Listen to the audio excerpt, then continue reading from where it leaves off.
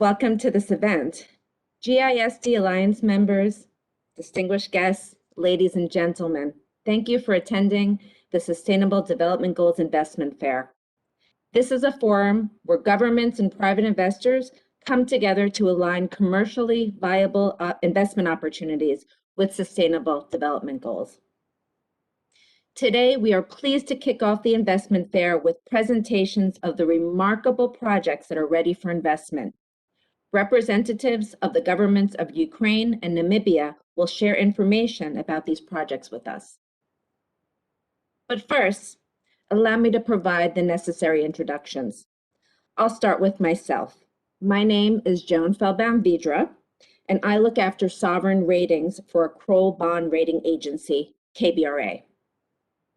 We are the largest, most successful post-global financial crisis rating agency, and we continue to build our global presence, providing thoughtful and bespoke ratings which serve the investor community very well.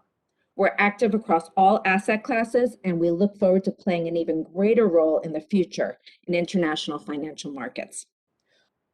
We have distinguished ourselves from legacy credit rating agencies for our approach to incorporating ESG risks into credit ratings.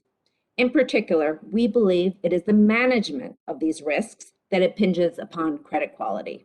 And I invite you to reach out to me or to my colleagues. We pride ourselves on being very accessible and very transparent, and that characteristic underpins our successes. But now, more importantly, I am humbled to be part of this event and sharing the stage with such distinguished professionals. Please allow me to introduce my esteemed panelists. First, we have Mr. Holger Munt, Director, Corporate Debt from the European Bank for Reconstruction and Development, the EBRD. Next, we have Mr. Titus Nampala, Head of Africa Financial Institutions Group and Sovereigns at Rand Merchant Bank. And last but not least, please welcome Mr. Gligor Tashkovich, former Minister of Investment of North Macedonia. I know that our audience will appreciate all the expertise this panel brings to the discussion, and this will shine through in the Q&A and discussion, and I hope it's very vibrant. It is also my great pleasure to introduce the Honorable His Excellency Ambassador Neville Gertz, Permanent Representative of the Republic of Namibia to the United Nations. In addition, esteemed Mr. Sen Pang, UN Resident Coordinator in Namibia, was supposed to be present to provide introductory remarks regarding the first country plan under discussion, that for Namibia. However, in his place, we now have Ms. Eunice Ajambo from the UN in Namibia. Ms. Eunice is an economist and development coordination officer. Now, it is my great honor to introduce Mr. James Minupe, Economic Advisor to the President of Namibia. His team will present the projects. Please go ahead, and thank you.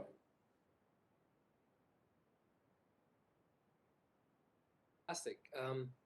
Thank you so much for the opportunity, ma'am, for giving us this opportunity to talk about the interesting projects that we had in Namibia.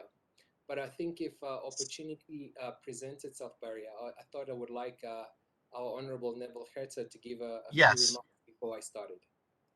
Sorry, yes, what we were planning on doing is having the ambassador speak, then Eunice speak, and then you would speak, James. Thanks.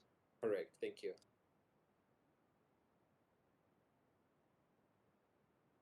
Well, great. Thank you very much. I am delighted to be here with us all this morning, Madam Moderator, dear colleagues, Excellencies, ladies and gentlemen.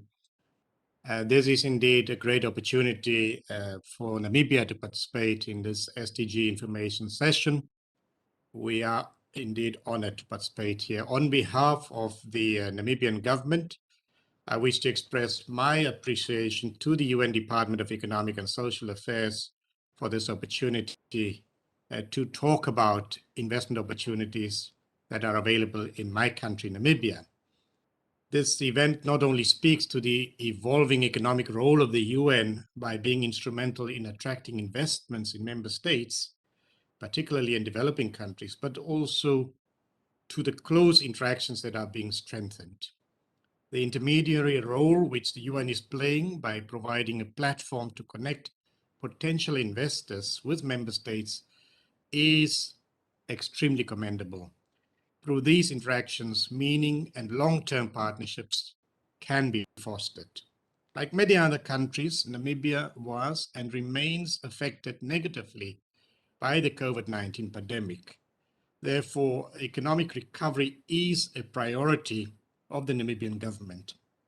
Our participation in this meeting is thus indeed part of the broader commitment to ensure that the 2030 agenda is implemented, regardless of the pandemic, in order to achieve the Sustainable Development Goals and thereby improving the quality of lives of the Namibian people along with the rest of the world. The Namibian economy is, amongst others, primarily supported by the mining, energy, agriculture, fishing, and tourism sectors. These sectors offer excellent opportunities worth exploring by both local and foreign investors. Some of these opportunities will be presented here today, but let me just say that if I were in the business of doing business and not serving as a dedicated public servant, the few things that would matter in my decision-making process, whether to invest or not in Namibia, would all be met positively without hesitation. Or if it is political stability, freedom of the press, transport logistics, or a world-class banking service, or phenomenal, gracious, and peaceful people, or simply a stunningly beautiful country and environment, as well as supportive tax and other financial incentives that I would look for, I can say without reservation, these are firmly in place in Namibia. We are ranked number 1 in terms of road infrastructure in Africa.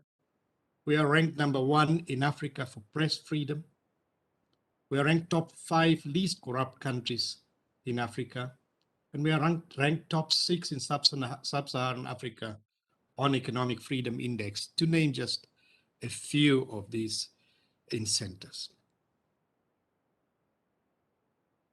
My colleague James will speak to this in much more detail.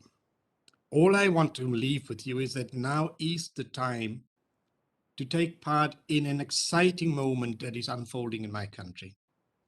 Let's partner up to make meaningful contribution to transform the energy sector, to help heal the environment and safeguard it for future generations. I wish to assure all potential investors that Namibia's investment regulatory environment is favorable to all investors. All investments and related issues are dealt with in accordance with the law. I invite you to visit us and to come and see for yourselves. As you know, seeing is believing.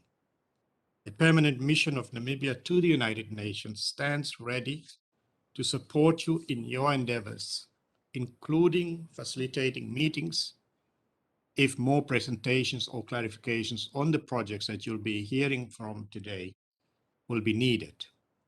We are here and we are looking forward to team up with you. Thank you once again for giving us this wonderful opportunity to participate in this informal session. And I promise you, James is going to give you a beautiful overview of what is awaiting you in Namibia. I thank you very much. Thank you, Mr. Gertz. Ms. Ajambo, would you like to add any comments here at this point, please? I think you're on Not mute, really, please. Madam Moderator. Thank you, John. Your Excellency, Ambassador Gertz, Mr. James Minupe, my colleague, and Your Excellencies, distinguished guests, ladies and gentlemen, good morning, good afternoon, all protocol observed. As introduced by John, my name is Eunice Ajambo. I'm the economist in Namibia, so it's really difficult to follow up on the intervention by His Excellency, the Ambassador.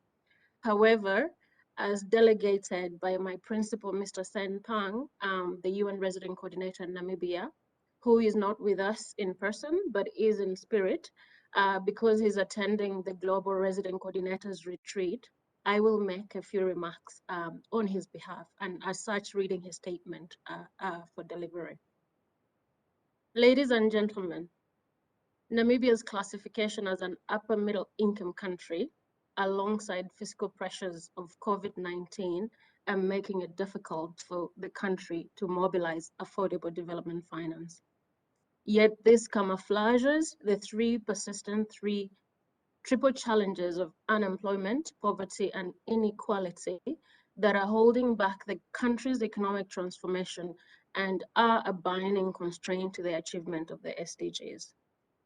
Therefore, our work as a UN country team on development finance is aligned with the government's development priorities as outlined in the National Development Plan 5, the recently finalized voluntary national review of the Sustainable Development Goals, the recently launched Harambee Prosperity Plan 2, and as is articulated in the United Nations Partnership Agreement framework with the government. The priority for Namibia to crowd in all sources of development finance, particularly domestic and international private business and finance, is not only an imperative, but a necessity. I'm happy to report that we have finalized the development finance assessment report for the country.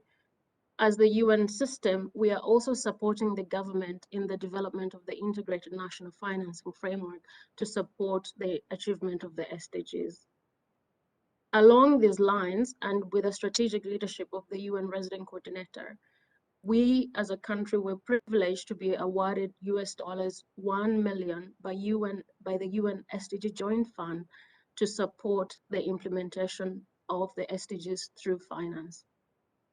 We are currently implementing a joint program within the UN system entitled Strengthening Namibia's Financing Architecture for Enhanced Quality and Scale of Financing for the SDGs. Under the full ownership and leadership of the government, with UN system-wide support, this joint program is implementing, number one, a costed SDG financing strategy, a national public-private dialogue partnership for SDG financing, such as this one, and a more transparent, gender-responsive, and SDG-aligned national budget. Underpinned by the necessity for inclusion with a consideration for gender mainstreaming and employment generation, 4 UN entities, including UNDP, UNICEF, UNFPA, and ILO, are at the forefront of implementing at the country level this joint program. Already, Namibia's Sdg Investor Map has been launched. Ladies and gentlemen, our joint program aims to contribute towards the achievement of SDGs number 1, number 2, number 5, number 7, number 8, number 9, number 10, and all the way to number 17. Unlocking the stock and flow of development finance is highly influenced by the enabling environment. The government of the Republic of Namibia, the private sector, and the United Nations are collaborating. The presentation today by my dear friend and colleague, Mr. James Minupe, Economic Advisor to the President of the government, is an example of our efforts through innovative and blended finance. We, as the UN Resident Coordinator's Office, are especially grateful for the opportunity to facilitate, to convene, to communicate towards the development objectives of the country through development cooperation. We remain indebted to our friends at UNDESA for this opportunity, and we thank you. Over to you, John.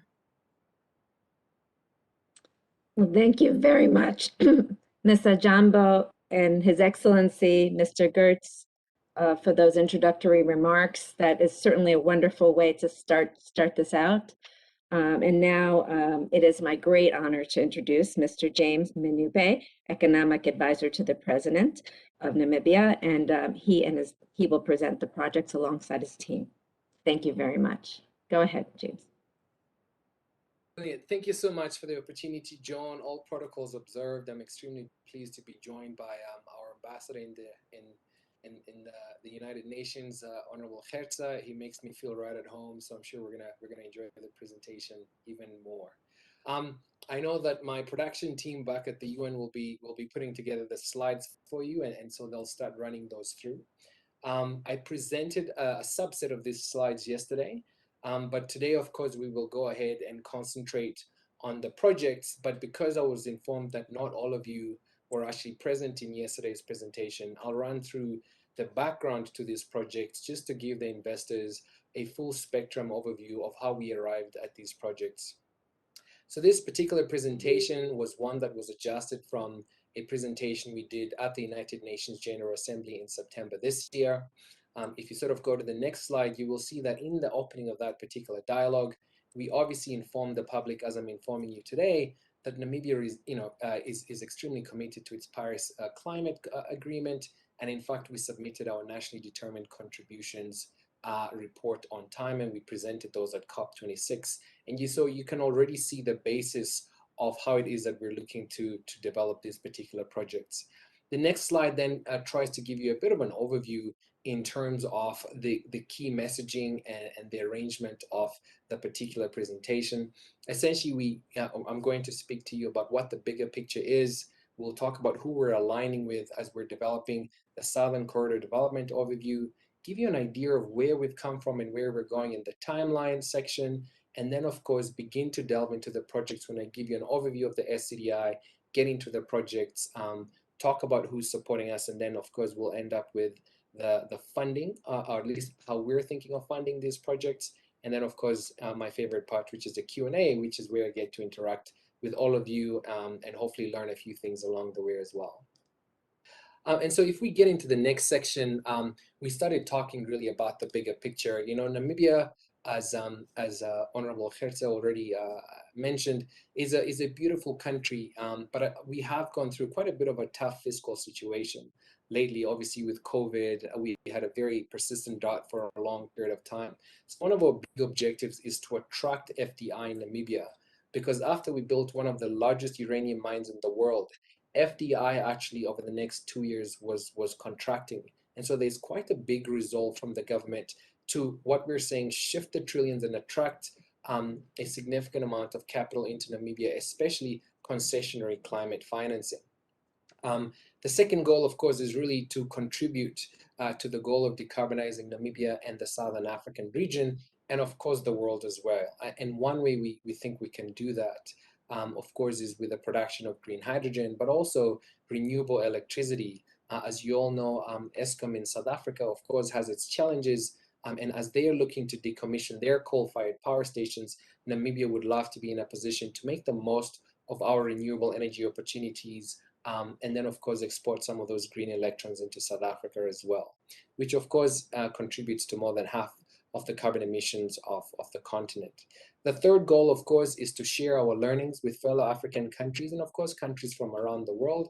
And that is why we participated in the case study section yesterday at the Sdg Investment Fair. So when we start getting into the parallel slide, this is where we start considering who else is thinking like Namibia is thinking at the moment.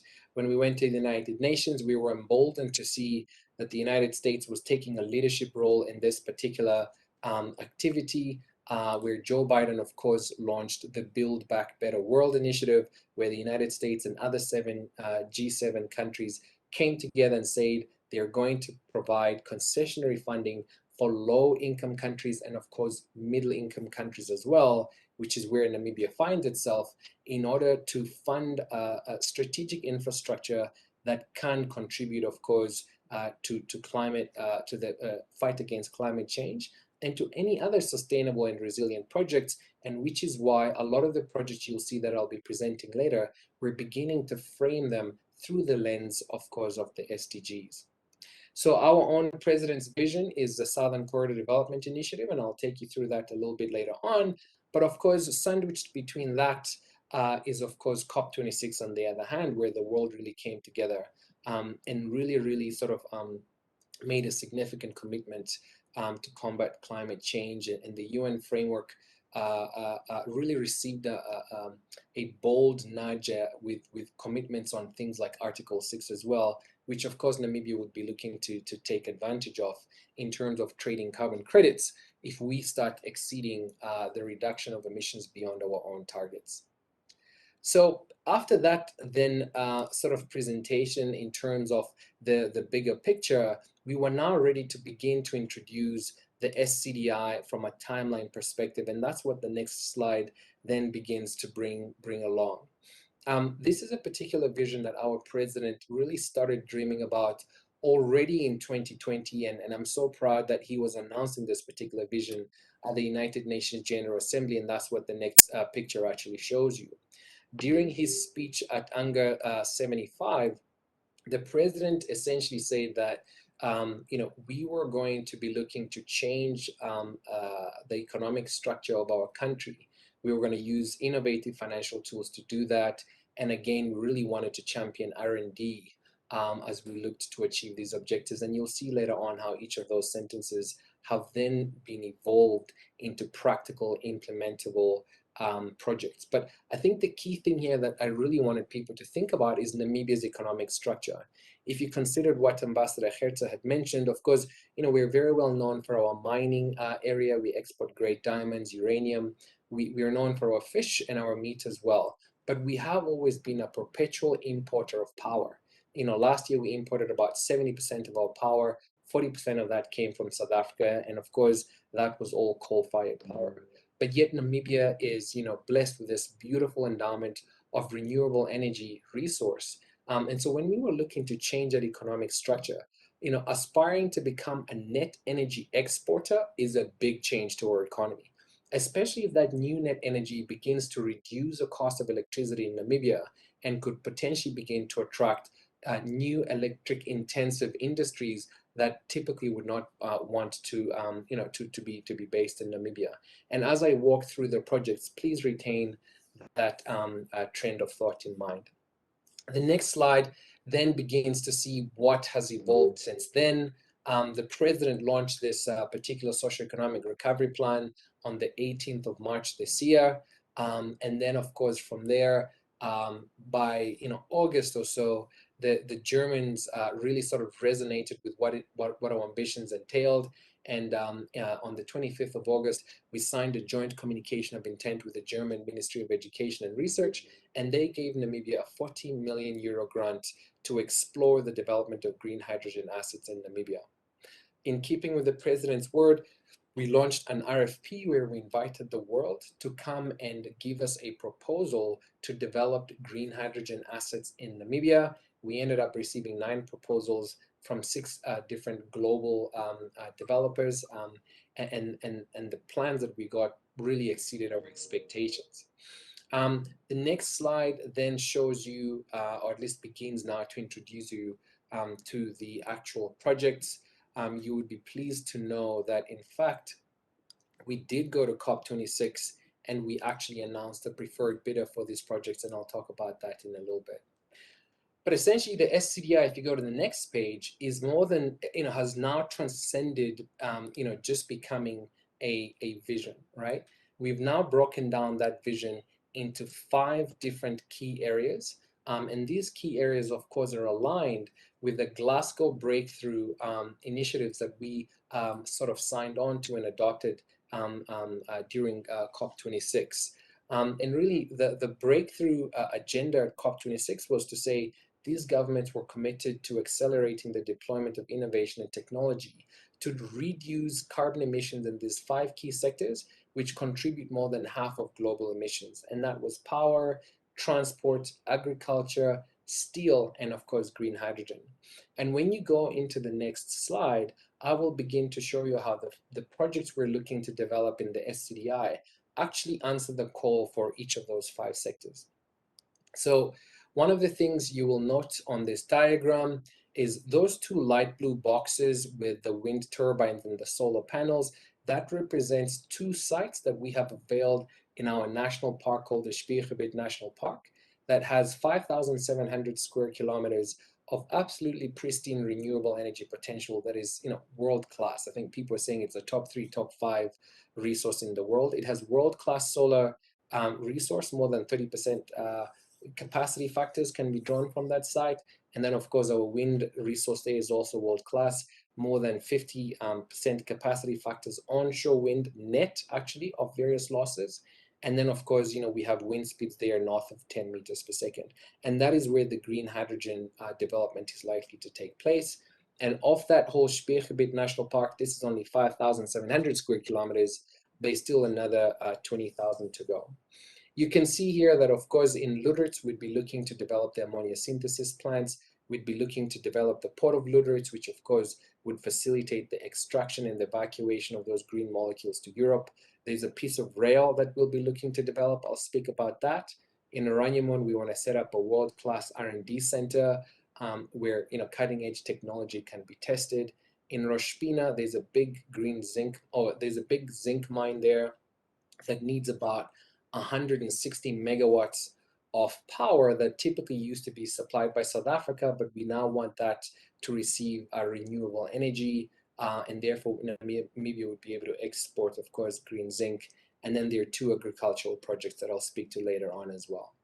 Now, this is where I stopped yesterday, but today, of course, given that this is where we're really getting into the project with investors, the next slide now begins to start scoping out what the different projects actually are.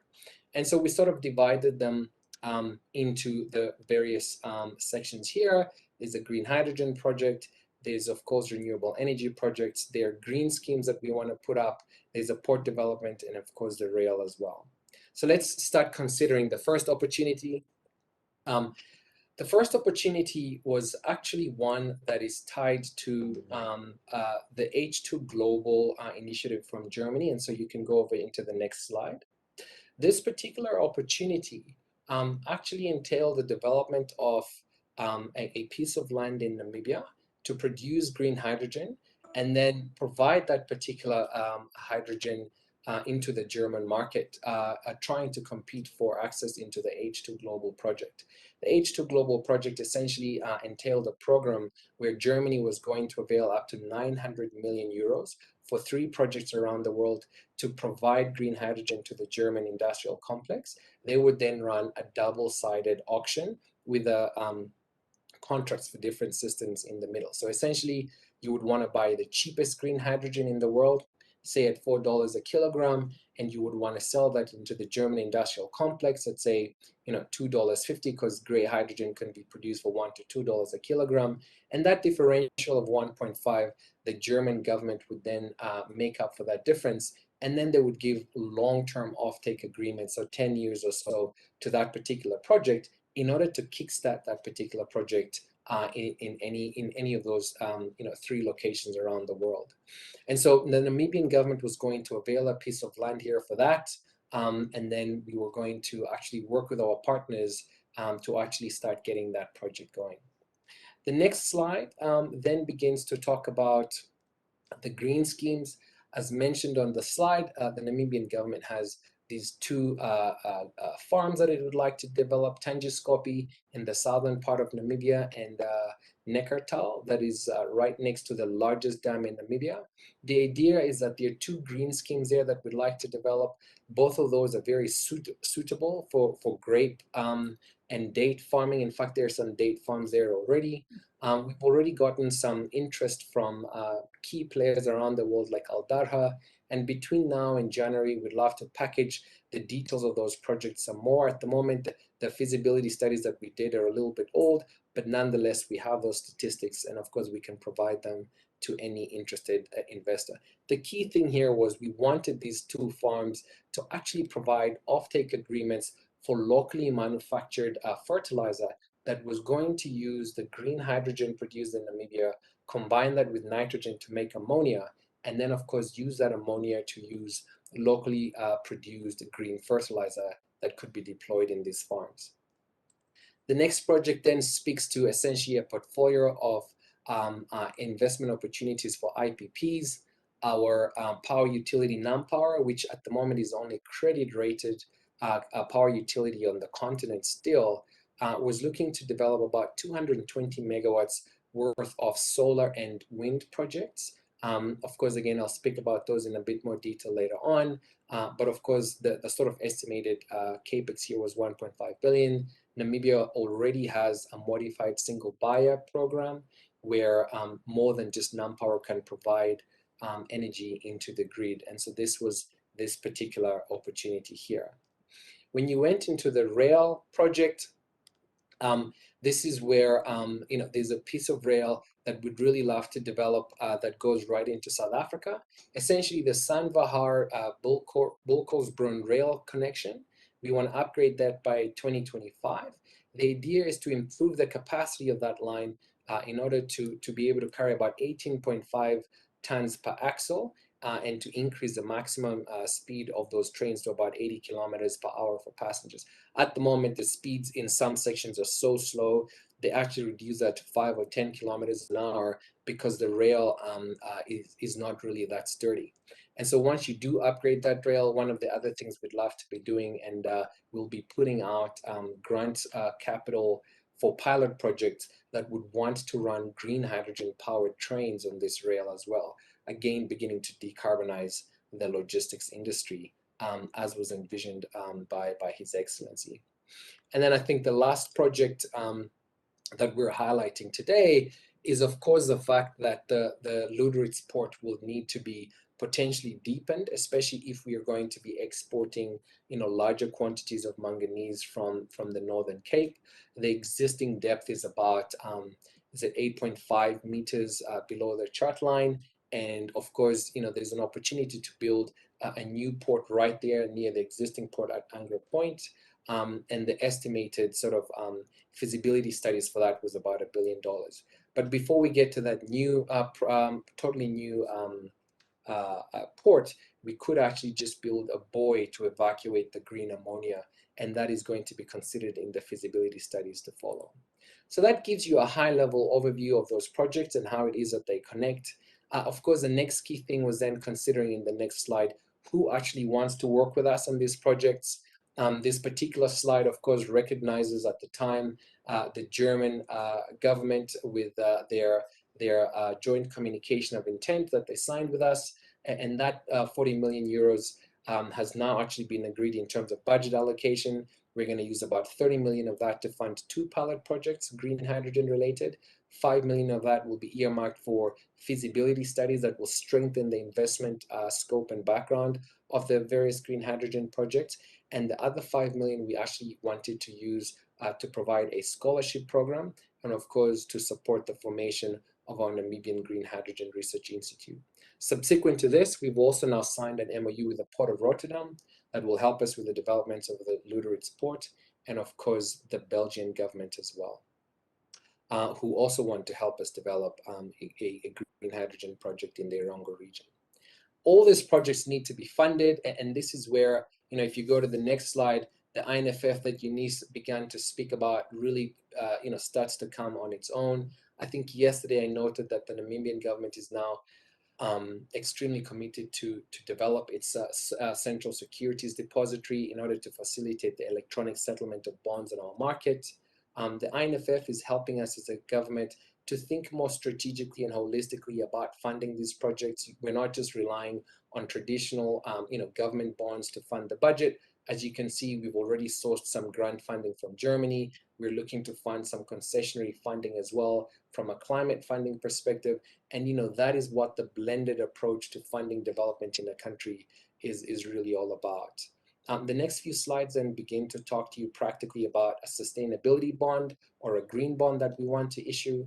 This morning, we spent some time with the EU technical experts in the Ministry of Finance, beginning to talk exactly about this.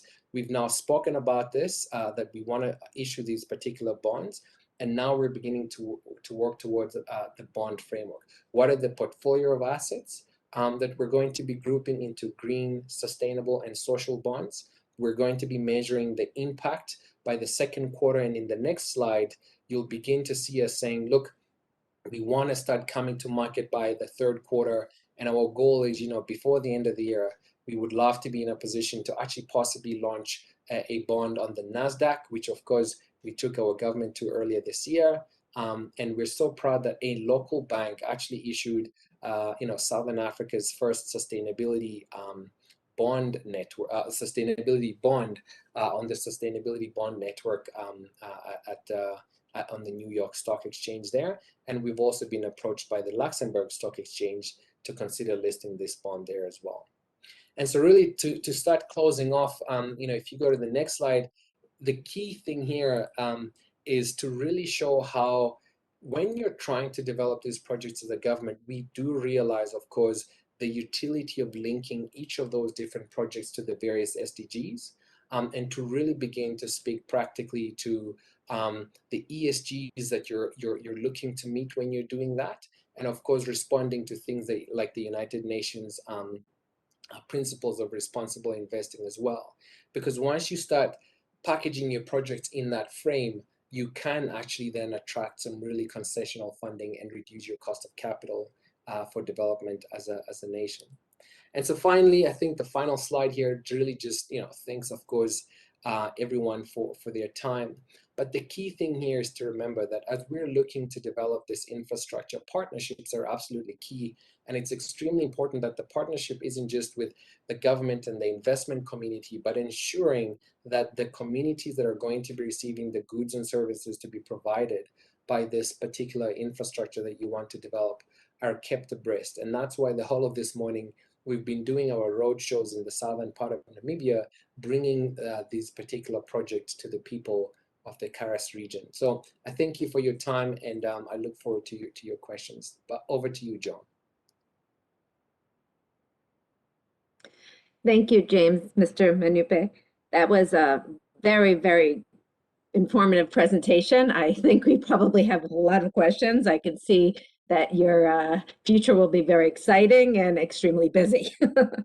Thank you again. That was a wonderful opportunity for all of us present here today. So now I think it's time for me to turn it over to the panelists who have very fulsome questions for you.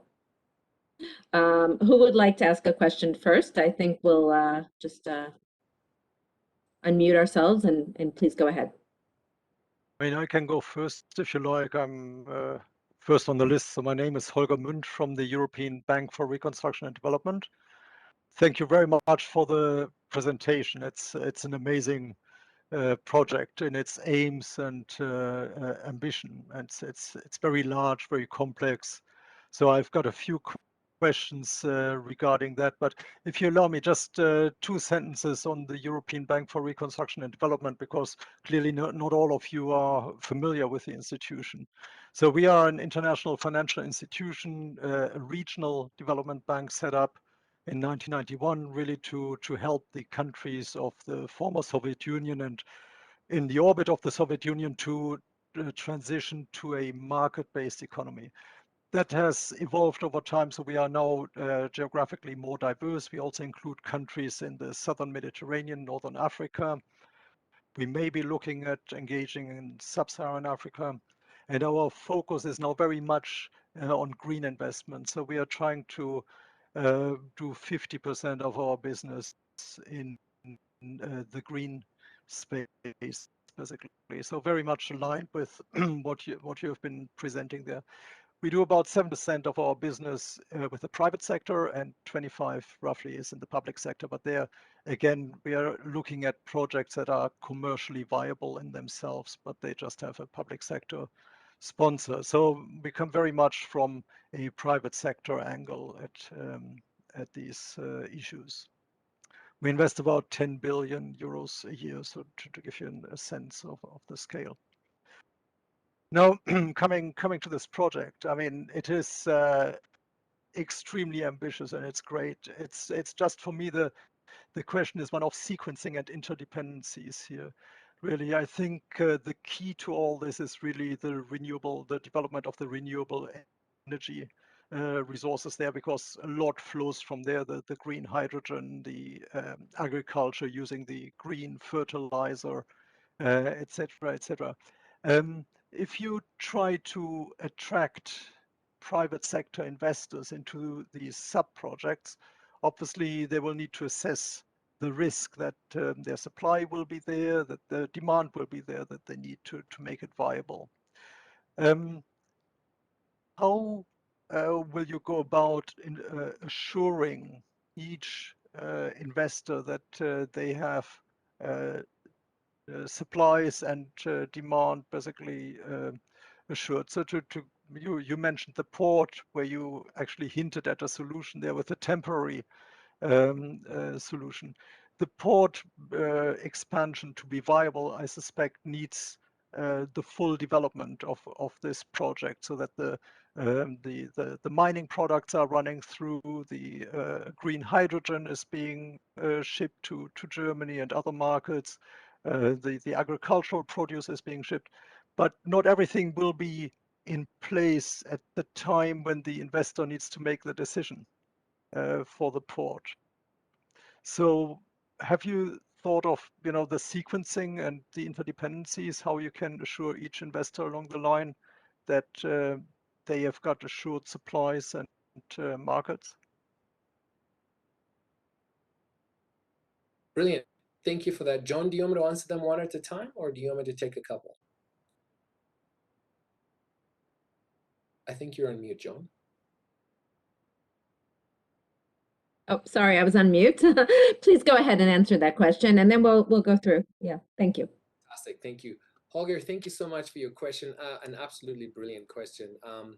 And coming in from the private sector on when I joined the presidency in June 2020, in September 2020, this was one of exactly the same questions I asked. Is the Harambee Prosperity Plan 2, which I presented to you, or at least I mentioned the president launched on the 18th of March this year, has 192 different initiatives or projects. And project managing all of those to make sure they're being delivered on time and in budget is an extremely complex undertaking.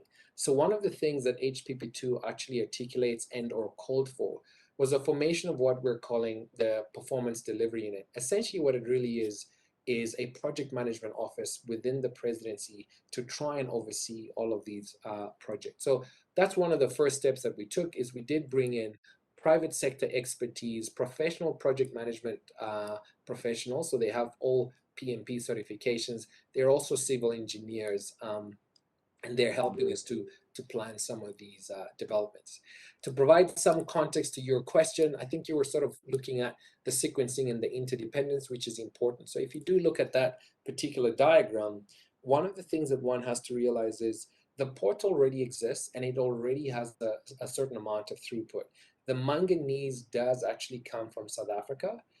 It's being brought in by truck and the volumes are not large enough. So the port is already operational. So what we're now going to be looking to do is, first, we're going to start funding feasibility studies about building out a jetty, to look at actually taking the green ammonia out into ships, right? So that is being done by the developers who've won the rights to build the green hydrogen assets.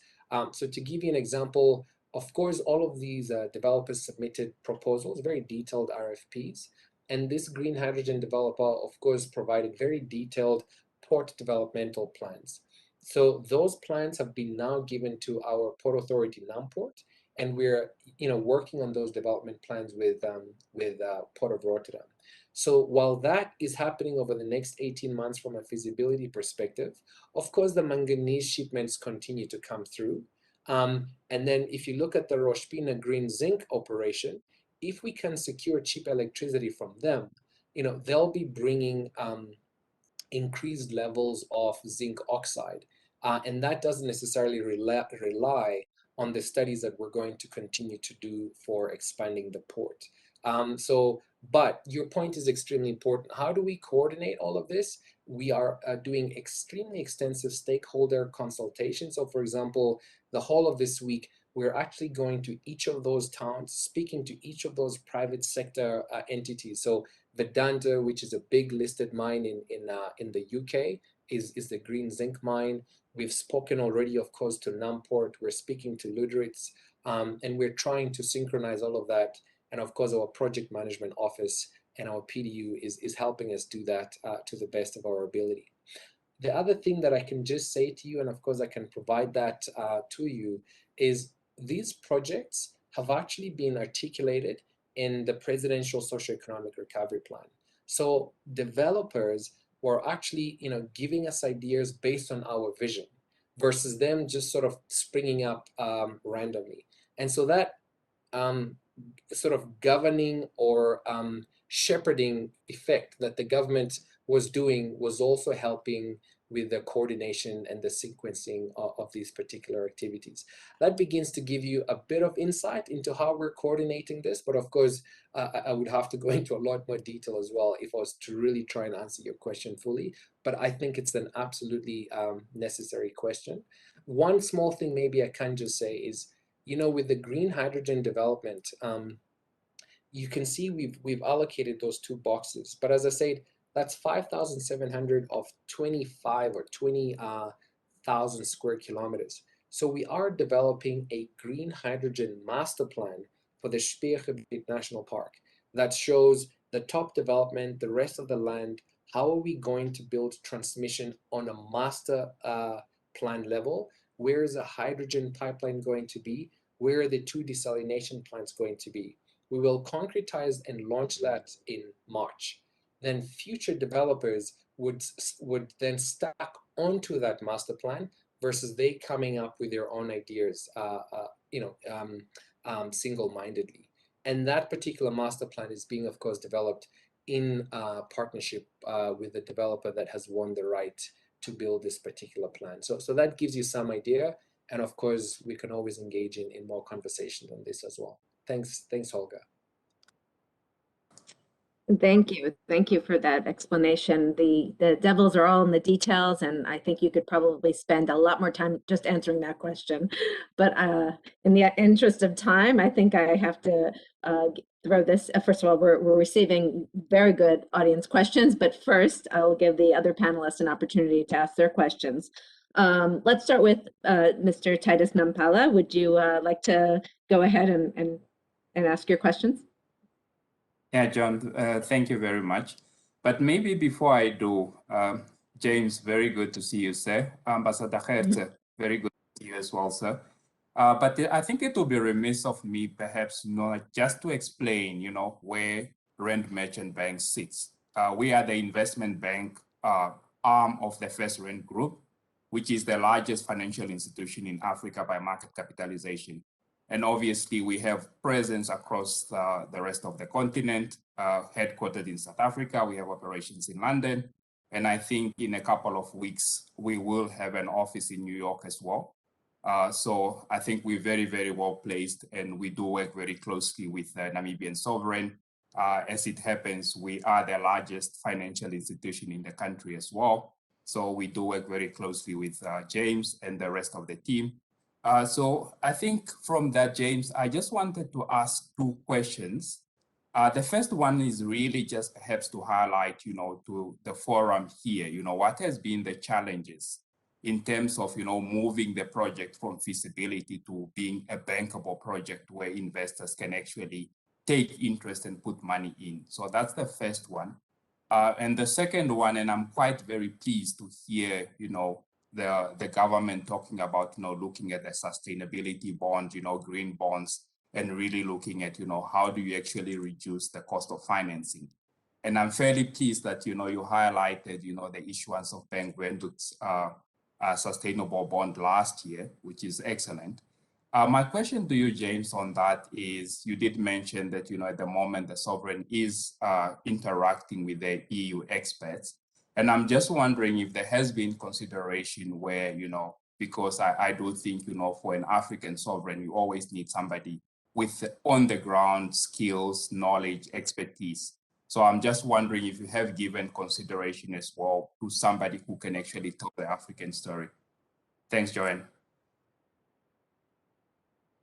Thanks, Titus. Thank you. The invitation received. We would love to talk to RMB about helping us put together an African-centric green bond. But, jokes aside, absolutely. We've spoken to, we've presented Nedbank with this opportunity. Standard Bank has been presented with this opportunity. Bank Windhoek, of course, RMB as well. So we're very happy to talk to any institution that would like to help us with the structuring and of course the book build etc of this particular bond. But one of your colleagues asked a pretty relevant question in the chat as well. I know her quite well, and Riem, she's also saying, and this is something you, Titus, would also be cognizant of. Look, Namibia already has a lot of debt. Issuing a green bond isn't going to solve your problem because that's just more debt. One of the key things the Namibian government is thinking very hard about and is aware of is the following. You don't have to issue a green bond on top of all the other debt. You could issue green bonds instead of other debt, right? So for example, NamPower is already looking to build these renewable energy assets, right? Their generation division is going to build a certain amount of megawatts, and the other megawatts are going to give over to IPPs. They're going to raise debt on their balance sheet, but they're going to ask the Namibian government to give a sovereign guarantee. Now, of course, they're going to raise that at a specific cost of capital on their balance sheet. If the Namibian government is anyway going to have to be on the hook for that, if we could raise debt at a sovereign level, that's cheaper than their debt, right? You could reduce their cost of capital, and of course, they could always sort of fund you back, right? So these are some of the considerations we're looking at. The other is to say the following. You can issue green bonds to refinance existing debt and or debt that was going to come to fund anything that was going to be considered either green, sustainable, or even social. So a very crude practical example, if you're going to issue 200 million Namibian dollars on a normal debt to do housing, right? But you can now issue the same amount as a social bond and get 50, 60, 80 basis points discount.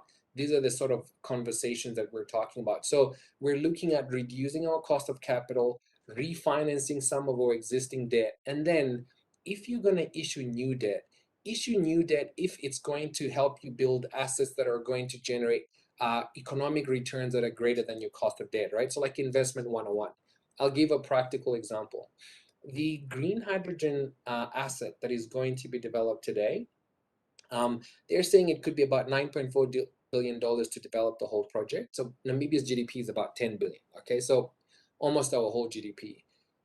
They're saying up to 24% of that project could be available to the Namibian government in terms of equity ownership, right? And I don't want the government to ask for that as free equity because you actually then increase your cost of hydrogen and it reduces its competitiveness, right?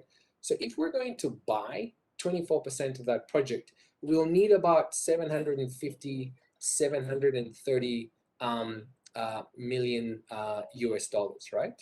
If we go ahead and raise that capital using normal debt, it'll be too expensive. If we can raise that with a green bond, it'll be cheaper. Once you get your 24% equity, and of course the project gets developed along the way, you don't have to hold on to all of your 24% equity. You could actually release some of that stake into the market, sell it to local pension funds, etc. And then therefore you're now saying, hold on, I'm going to fund a green bond, or at least my equity stake, with very cheap concessionary climate funding. But that allows the Namibian government, and I've suggested that we hold this in our sovereign wealth fund, to have an asset that'll earn us dividends, right? And of course, sort of the return profile of renewable energy assets is quite stable. So you'll be earning dividends from your stake, and you have an asset that you can later on disinvest from, create wealth, use that to pay down excess debt, and or of course create wealth in your sovereign wealth fund. So that's the sort of thinking that we're now beginning to sort of develop at a country level. We just don't want to borrow for the sake of borrowing.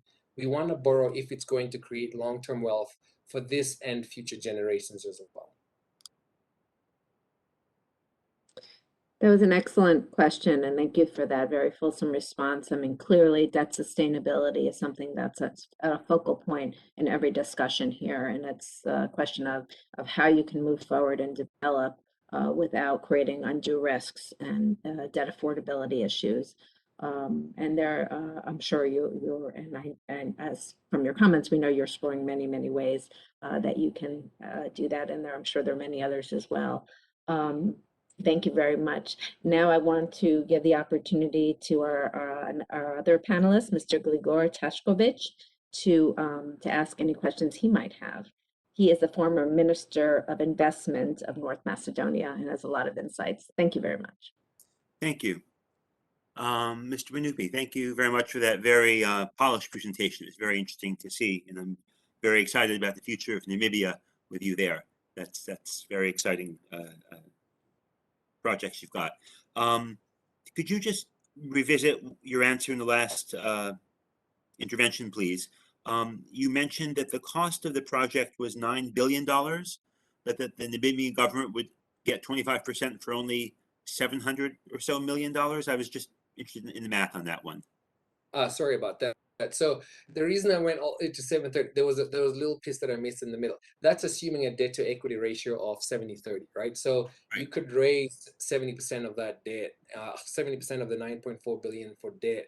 So your equity contribution would be 30% times the 9.4, and then of course multiply that by 24%. Okay, thank you for clarifying that. Next question, you mentioned mining, and you mentioned the largest uranium mine in the world.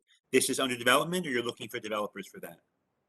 Yeah, so it's I think the fourth largest mining uranium mine in the world. It's called the Husab mine. It's currently under operation. It's been run by a Chinese company, and that's in Swakopmund. So quite far from where we're looking to develop all these other projects. But Namibia in general is, I think, the fourth largest uranium producer in the world as a country. And what percent of FDI in Namibia is from China? I'd actually have to look at that, but of course, post the because of that Chinese mine, the uranium mine, a big chunk of that was from China. But I must say, if we look at the overall percentage, the Australians also played a really big role in terms of FDI because they had developed a lot of those mines before. And then, of course, we used to get a significant amount of FDI into the fishing industry, and that typically used to come from Scandinavia. So it's actually not as dominant as one might actually expect. That's good. I'm glad to hear that. And then I'm generally aware that the UN wants to encourage South-South development, but I'm not sure what that looks like in terms of financial support or other kinds of diplomatic interconnections. And I'm thinking, for example, I have a friend in Chile who has a massive berry farm, and he exports berries into America. And you were talking about, this Green Farms project, and I'm thinking, oh, I could maybe connect you up, and maybe he's interested in coming over to Namibia because he does this, with great success in Chile, and wondered what that would look like in terms of the UN's push towards South-South. And you may not answer that question. Maybe it's for one of the UN people on the call, but I just wanted to understand what that looks like. No, I think it's a massively relevant question, and something we're actually spending a lot of time thinking about. And again, I'll answer it in context of the project that we're looking at, right? So, you heard, sir, that a big part of the project that we're looking to develop is this green hydrogen project, right? So one of the key things you already get asked is, first of all, are you going to use that project to look after local electricity demand? So that's one. But two, you're right next to the biggest emitter on the whole continent. I think they're like the eighth largest emitter in the world. So it's very natural that, of course, you want to start coordinating your activities with South Africa, right? Because they could be a large offtake, and that's exactly what we've done. So one of the first companies we called out for was Sasol. Sasol is the largest company in Africa by revenue, and certainly by barrel of oil equivalent, one of the largest emitters as well. So Sasol was actually one of the bidders for this project, and we're now actually looking at the possibility of developing a 2,300 kilometer pipeline that'll go into Bukoba in the Northern Cape and all the way to Secunda, so that we could provide these molecules to them. And of course, we're looking to deal with the SAPP, the Southern African Power Pool, as a potential off-taker of the excess electricity that we can produce. So therefore, as a region, we're already talking to one another, and we're working with the World Bank to develop actually a renewable energy roadmap for Namibia to potentially supply electricity into Zambia, help them with their hydroelectricity challenges, and of course into South Africa, and help them with their ability to decarbonize and switch off some of those coal-fired power stations. As you mentioned, we had already called Chile. Chile are definitely one of the leaders in the southern part of the world in terms of developing green hydrogen. We've already met some of their members from their Ministry of Mines. And we're definitely studying closely what they're doing, and we're looking to actually enter into an MOU with them to try and learn from one another in terms of developing our green hydrogen assets. And then lastly, something I mentioned yesterday, Namibia was one of the first countries to sign on to the African Green Hydrogen Alliance, which is essentially a collection of all these African countries that are trying to develop green hydrogen assets. And so those would include Mauritania, Morocco, Kenya, Namibia, of course, and South Africa as well. And we actually had our first inaugural meeting after COP26 just yesterday. And so that gives you a bit of a flavor of collaboration with South America, Pan-African countries, and of course, our neighbors right next door to really make this particular project a success on a regional and global level as well. Thank you. One last quick question before the moderator wants to call the audience. You mentioned the feasibility studies. Are you familiar with, or have you been introduced to the U.S. Trade and Development Agency, which will finance those for you? I have actually a little bit, and I love all these questions. They're so super relevant. So what is it? Maybe 5 days ago, I was on a call with our rail agency called Namibia. And Namibia had actually applied for a $1.3 million grant from the USTDA to help them do a feasibility to build their green hydrogen trains, actually. Super.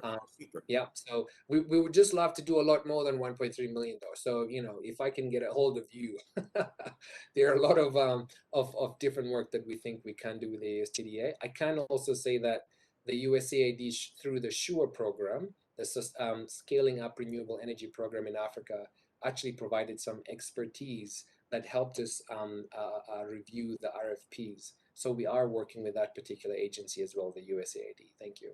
Thank you. I've worked in 110 countries around the world. Maybe Namibia will be my 111th. So thank you. Thank you for everything today. Our doors are wide open. Our doors are wide open. Give Neville a call.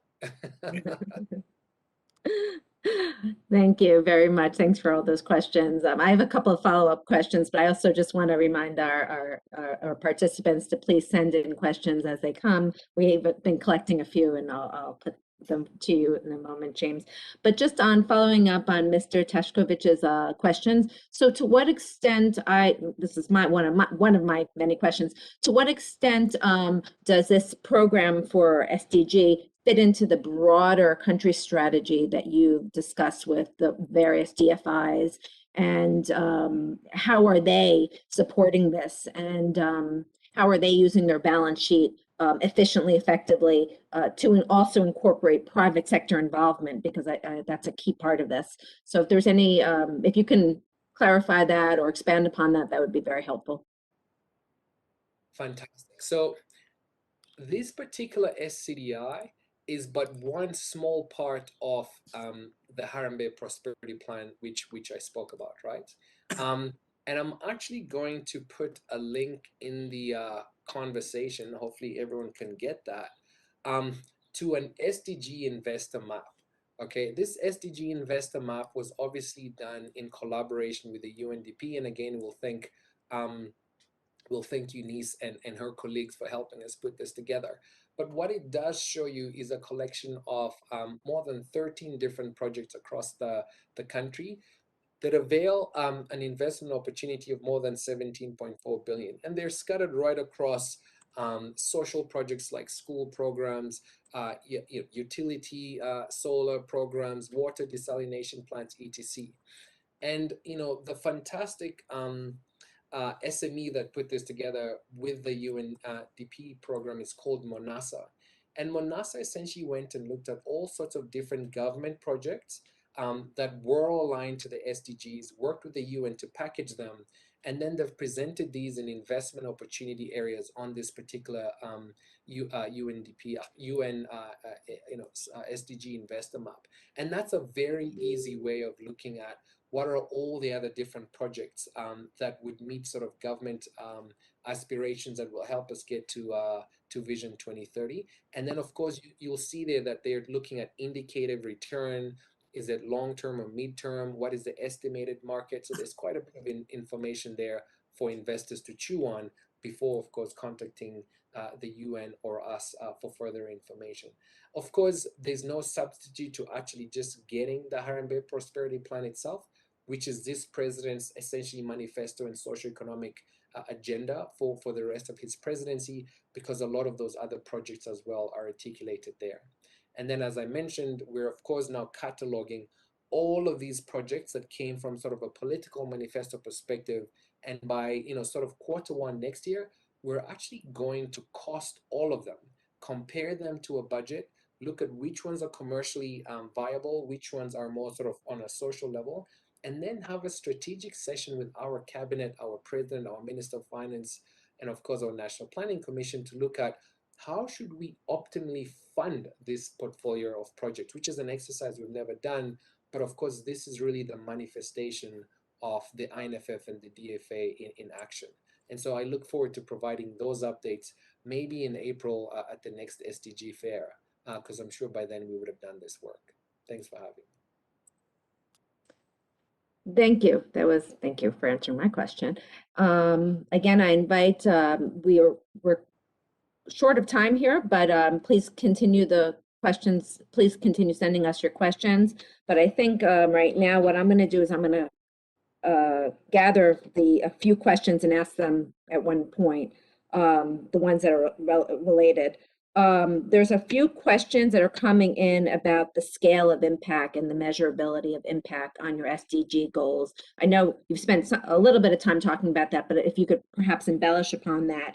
And also, what is your time, how many people will benefit, things like that? And what is your time frame for making a decision on is it impactful or not in terms of where you're headed once you launch these investments? Oh my goodness. I mean, that is a hell of a question. How impactful could an additional 220 megawatts be on a national grid of 650 megawatts with more than 50% of the population not having access to electricity? I mean, and that's just one of the projects. So we do I think that is an excellent way to frame that. Thank you. I mean, I mean, that's just one set of the projects, right? At the same time, remember we spoke about how we import more than 70% of our electricity. I mean, the cost of that is something like 2 to 3 billion Namibian dollars on a budget deficit of about, about 9 to 10 billion. So 20% of our deficit just goes to buying power for a country that is absolutely capable of exporting power. So, I mean, that's just such a double whammy. So, just these SCDI projects will be absolutely transformative to the country. And the impact is beyond the Namibian population, which is why we're so excited about this. Namibia has always been a very small country. We're 2.5 million people, but our country size is 824,000 square kilometers. And this enables us, together with this amazing, solar resource, to just punch significantly beyond our weight. If we can contribute a gigawatt, the renewable energy roadmap that is coming from the World Bank will say we could build 600 megawatts worth of assets that we could export into South Africa. That won't just change our lives. It'll change the lives of the 50 odd million South Africans, right, that are living right next to us. And so, yes, when we're beginning to, you saw in those slides, I think by the third quarter, second quarter next year, we're beginning to actually formally articulate the potential impact of these projects. I do suspect, Namibians should be pleasantly surprised by the amount of impact that we'll be able to do. I think one of the presenters of the developers, when they presented the slide that the project that they want to build, the green hydrogen, they were saying they thought that they could produce about 300,000 tons of hydrogen, right? And they were saying that could displace 4 million tons of carbon dioxide equivalent, right? And that impact won't just be felt in Namibia. We'll go and decarbonize Germany to the tune of 4 million tons of carbon dioxide. And again, you're improving the quality of those people's lives. So that's how we're looking at these projects. Yes, you definitely want to try and do rural electrification. To do that, you need money. And so, the concession fees that we're going to earn from the green hydrogen, they want to pay us. Yeah, let me give you another context. These projects, they want to pay us 50 million Namibian dollars per site. So that's 100 million in just concession fees. To give you an idea of how small Namibia is, our top 20 taxpayers, taxpayer number 20 pays 134 million Namibian dollars to the government. Okay, so by the time this project goes into construction, we could earn more than 160 million in concession fees alone before royalties, revenue, tax revenue, etc. So it will be a top 20 taxpayer even before it starts paying any tax. And for a country with quite a large deficit and sort of really debt issues, as Riem was mentioning, it's materially impactful from a fiscal perspective. And so without a doubt, this is a potential game changer for us, and we'll do everything we can to get it done on time and within budget. Thank you. I think, by the nature of the questions, it was very important that you just hit home on the bigger, broader thematic impacts, which are, potentially very, very, very generous. Okay, we are pretty much out of time, and I just want to first say, I think we can see that Mr. Minupe could be a tremendous resource for anybody with follow-up questions. I apologize in advance for how busy he'll be from that, but please feel free to reach out. And also the conference organizers can certainly help put you in touch. I want to thank very graciously His Excellency Ambassador Gertz for the time he's shared with us and the comments and the introductory remarks, as well as Ms. Eunice Ajambo. And I also would like to thank once again the panelists who will be staying with us. We'll be taking a very brief 5-minute break, and then we'll be moving on to Ukraine. So please stay on the line, but we will reopen at, please don't leave. We're all staying on the line, but feel free to take a 5-minute break, and we'll start promptly at 10:20 New York time in 5 minutes. Thank you. Thanks for having us, Joan. Thank you, everyone. Quick break. Hello, everyone. Hi, Ms. Lubrani. Hi. So, welcome back, my distinguished presenter, my distinguished panelists, and we have new presenters. I hope everyone had the opportunity to enjoy a very, very brief break. This is a long session, but very informative, very impactful. And now it is my great pleasure to move on to the next presentation, and that is about Ukraine. And to start us off, we have His Excellency Ambassador Sergei Kislechya, Permanent Representative of Ukraine to the United Nations, and he'll be giving us his introductory remarks in a second. I just also want to introduce, we also have Ms. Osnat Lubrani, the UN Resident and Humanitarian Coordinator for Ukraine. In addition, I'm just going to introduce right away, because he'll be making remarks as well, of His Excellency, the Minister of Foreign Affairs, Mr. Dmytro Kuleba, and he will make some pre-recorded remarks, so just hold on for that. Thank you very much, and please go ahead, His Excellency, Mr. Kislechya. Thank you. Thank you, Joan, and I'm very happy that you almost correctly pronounced my last name, which is quite a challenge to many. Dear participants, ladies and gentlemen, I'm delighted to open the presentation of Ukraine at the virtual SDGs Investment Fair. Well, first of all, I would like to express our gratitude to President of the Economic and Social Council, Permanent Representative for Botswana, His Excellency Mr. Colin Vixen Kilepile, for providing this opportunity for Ukraine to present its investment possibilities to the investors who are with us today.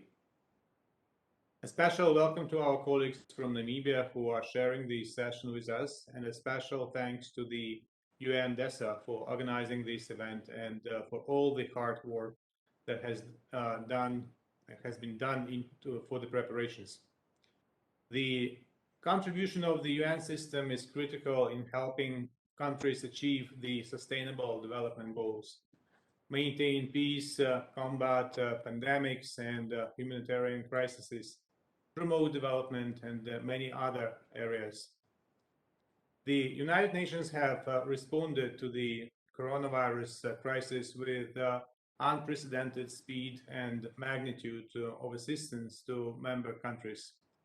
We applaud the new expanded format of the SDGs Investment Fair, which allows countries to use this unique platform to attract investment and provide information on their advantages, potential, and national measures aimed at improving the investment climate. I'm pleased to welcome Executive Director of Ukraine Invest, Mr. Sdg Sivkach, and UN Resident Humanitarian Coordinator in Ukraine, my good friend, Ms. Osnat Lubrani. And now I would like to hand over the floor to Ms. Yulia Ni, Director General of Directorate for Economic Diplomacy of Ministry of Foreign Affairs of Ukraine. Ms. Ni, the floor is yours. Thank you. Thank you, Ambassador. Distinguished delegates, dear participants, ladies and gentlemen, first of all, I would like to express our gratitude to the UN Department of Economic and Social Affairs for organizing the Sdg Investment Fair and extend our sincere appreciation to the United Nations team in Ukraine for its collaboration with the government of Ukraine. This event will increase your awareness of Ukraine's great potential for new investment projects, as well as the possibility of participating in the large-scale privatization program. Ukraine is a country of new economic opportunities, especially in energy sector, IT, infrastructure, healthcare, agriculture, and industry. Ukraine is open for business. In February this year, President of Ukraine, Volodymyr Zelensky, signed the law of Ukraine on state support for investment projects with significant investments. The law defines the organizational, legal, and financial principles of state support for investment projects with significant investments. We are sure that the adoption of this law will be instrumental in attracting more foreign investors to implement projects in Ukraine. We realize that more needs to be done to encourage investment in areas related to implementing SDGs, to ensure that goods and services remain affordable and accessible for all, when we leave no one behind. In this regard, we hope for close collaboration with the Global Investors for Sustainable Development Alliance to engage key stakeholders, including the private sector, development finance institutions, and multilateral agencies, to promote foreign direct investments in our growing economy. That is why we see the Sdg Investment Fair as a unique event that provides direct exchange between governments and key stakeholders from all over the world, aimed at closing an SDGs investment gap. We're looking forward to feedback on the portfolio that will be presented today. Thank you.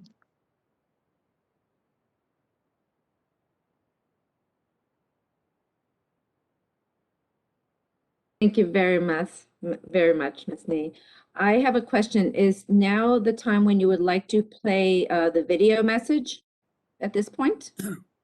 We'd like to hear from Ms. Lubrani, and then we'll play the video, the fast forward video. Perfect. Thank you, Ms. Lubrani. Please go ahead. The floor is yours. Thank you so mumuch, Ambassador Kyslytsya, Excellencies, distinguished guests and colleagues. I'm delighted to join the SDG Fair and so pleased that Ukraine gets to present its investment potential and its strong commitment to the SDGs. The UN in Ukraine supports the government in its efforts towards sustainable development by helping to measure progress. In 2020, a comprehensive voluntary national review report demonstrated that Ukraine has made progress in 15 out of the 17 SDGs. This is a tremendous achievement that demonstrates the country's commitment to the 2030 agenda. We have, on the part of the United Nations over the past years, have been a true partner for the people and the government of Ukraine, supporting their ambitious reform agenda. And this includes key sectors such as decentralization, energy efficiency, land reform, digitalization, labor market reform, environmental protection, healthcare, and this is just to name a few. I truly believe that the country's strong determination to implement an ambitious reform agenda and resilience makes it a very interesting investment destination for both foreign and domestic investors. Ukraine offers a very rich, strong human capital, a large consumer market, highly educated workforce, and it has abundant natural resources. The government is working to create a stable regulatory and administrative framework to capitalize on its potential by adopting legislation, including, as we've just heard now, advancing investment-friendly policies. For example, the lifting of a decades-old moratorium on the sale of agricultural land has, according to the World Bank and other development partners, the potential to attract $5 billion in investment. The large privatization process that started this year presents a unique opportunity for big investments and growth.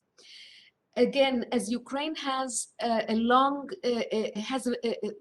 for a long time had a very skilled workforce in the IT service and software R&D sectors, the government has increased its targeted support to help further grow this sector. Ukraine also saw improvements in the regulatory framework pertinent to the development of industrial parks and the construction sector.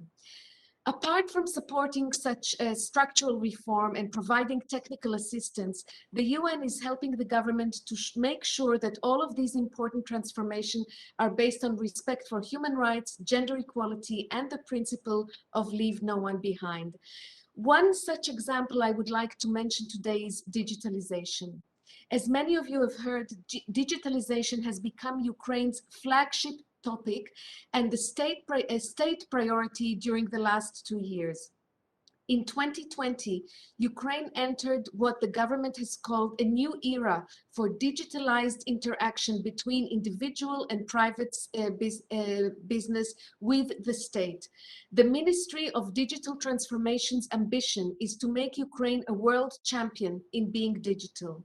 The United Nations is helping the ministry in many of these endeavors, and as just one example, UNDP will assist the ministry in selecting a set of services that representatives of vulnerable groups require in their life and ensure that these services can be delivered in digitalized and mobile-based form, making it more equitable, more efficient access to services, but also, supporting greater transparency.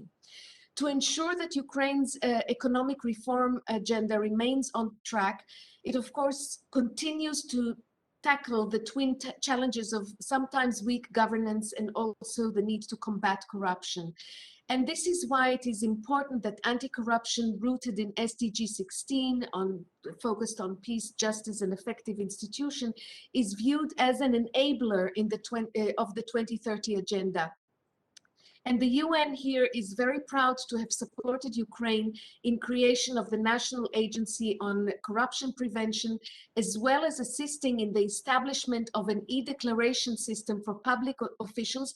And this system today is recognized as the most efficient e-declaration system globally.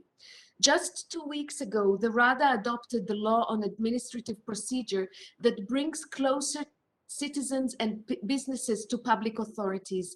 This is again a key step in implementing the anti-corruption policy, and we expect a significant positive impact of this step. In cooperation with the Ministry of Digital Transformation, we are also helping to update the governmental web portal for medium and small enterprises to what's called the DIA.Business 2.0 Leave No One Behind applications. This program includes a module on SDG entrepreneurship and a marketplace for investment projects that apply business models based on the Sustainable Development Goals. I could provide many more examples that highlight the progress that Ukraine has achieved over the past years, but let me reiterate that Ukraine is currently growing in line with the global trends, using innovative technology and digital transformation on its way to sustainable growth. And we in the UN are convinced that there are many promising projects that can be mutually beneficial for the business and investment community on the one hand, and the people of Ukraine on the other hand, leaving no one behind. Thank you so much, and wishing you a very fruitful discussion.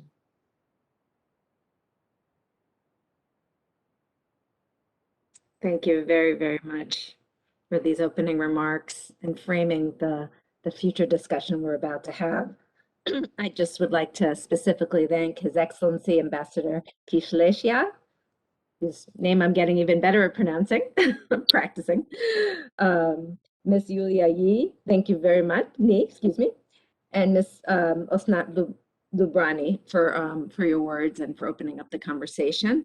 Now, I'd take with great pleasure, I would like to introduce Mr. Sergey Sivkak, Executive Director of Ukraine Invest. I'd also like to introduce Ms. Oksana Kachuk, Head of Investment Advisory Department of Ukraine Invest, and also Mr. Vitaly Dishlovby, Head of the Department of Privatization Marketing, State Property Fund of Ukraine. But before giving the floor to the speakers, I believe we will be watching a short video. Correct me if I am wrong, and it is called Ukraine Fast Forward.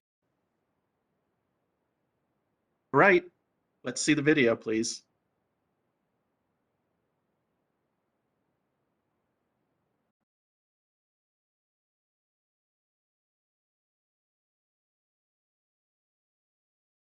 What's the future of cooking? Sous vide. The sous vide.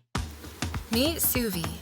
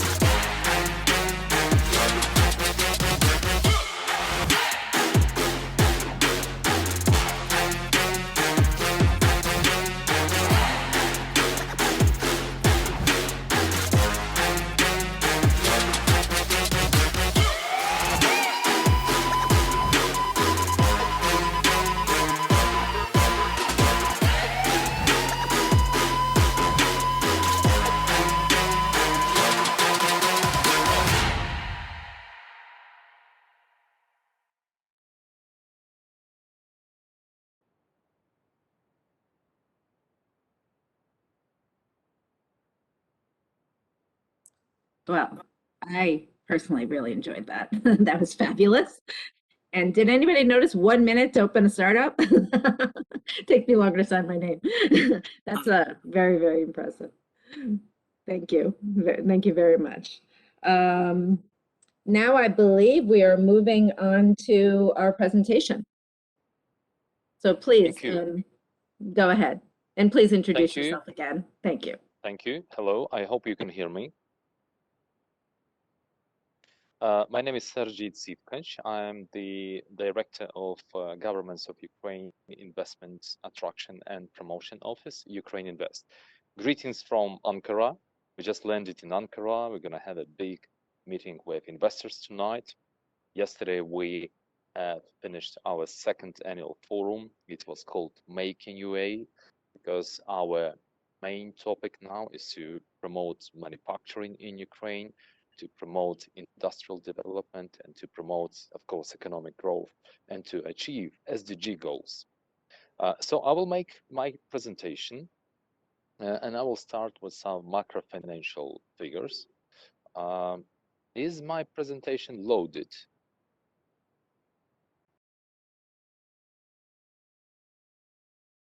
Can you see my presentation? Yes, yes, thank you very much. So next slide, please. Macrofinancial figures about Ukraine. As you can see, in 2020, unfortunately, we have seen sharp decline of FDIs in Ukraine. But this year is very promising year. But as a result of first 6 months, we already see positive inflow of FDIs in Ukraine at level of more than 2.8 billion US dollars. Our GDP in current prices is 156 billion US dollars.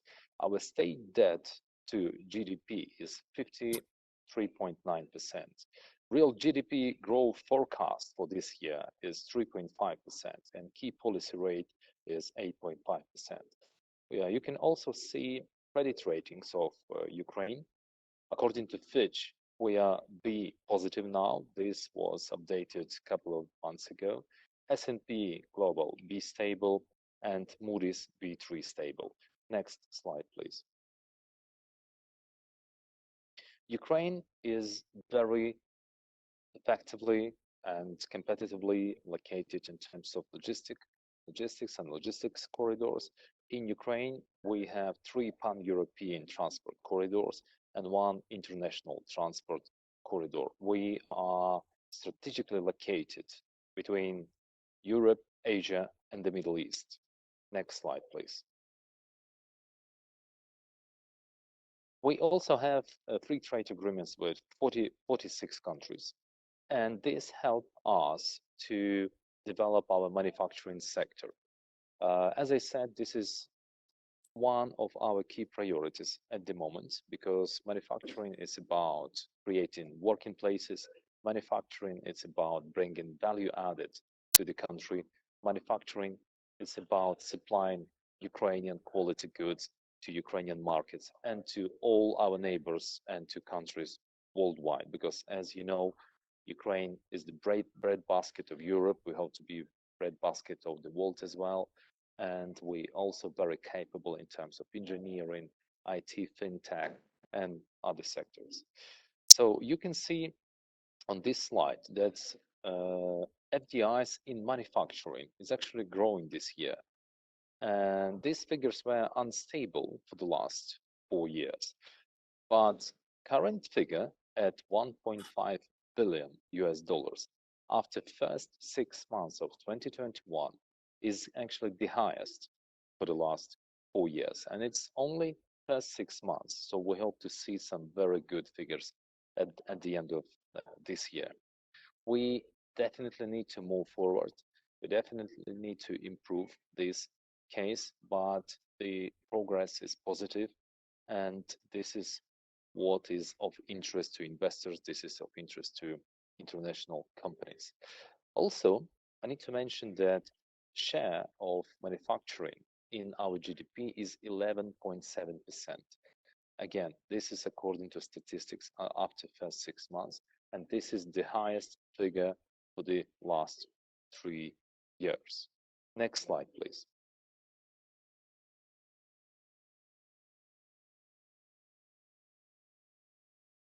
Ukraine Invest is working on strategy called Make in UA.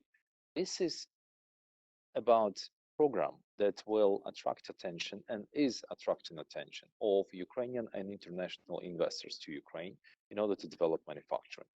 This program also strongly benefits achievement of at least 2 SDGs: decent work and economic growth, and zero hunger.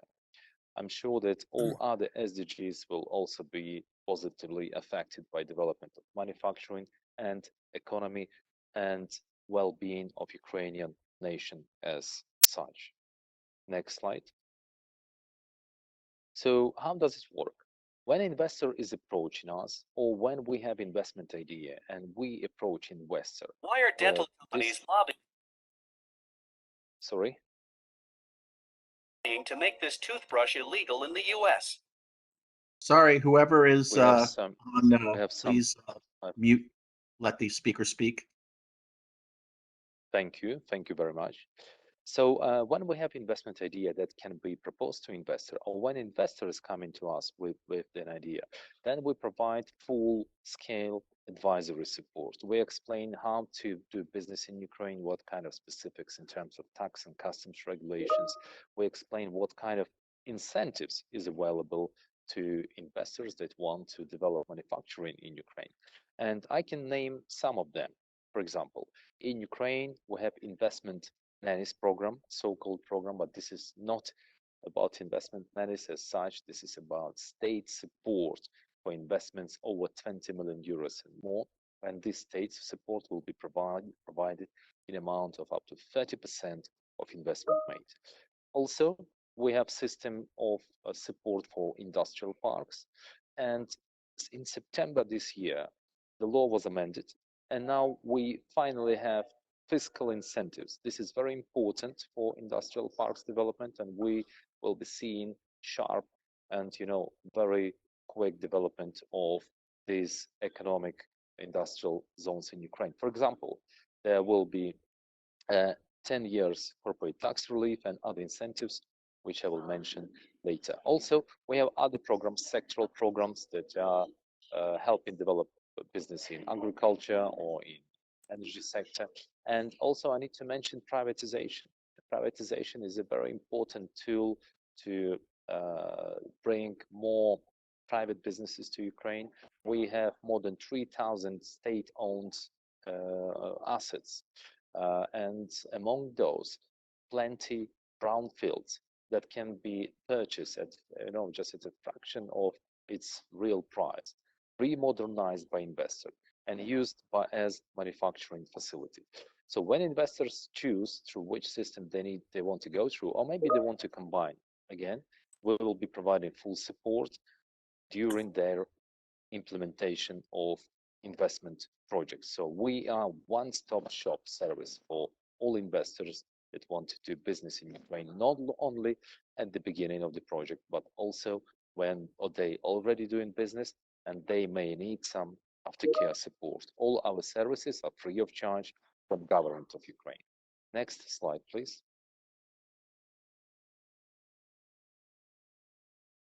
On this slide, you will see specifics about two systems of incentives. So namely, state support for investments. As I said, you need to invest 20 million euros and you will get up to 30% state support.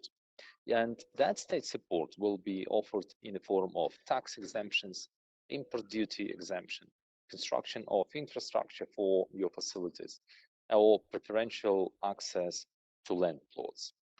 Investor will have to create at least 80 working places and implement this project within 5 years.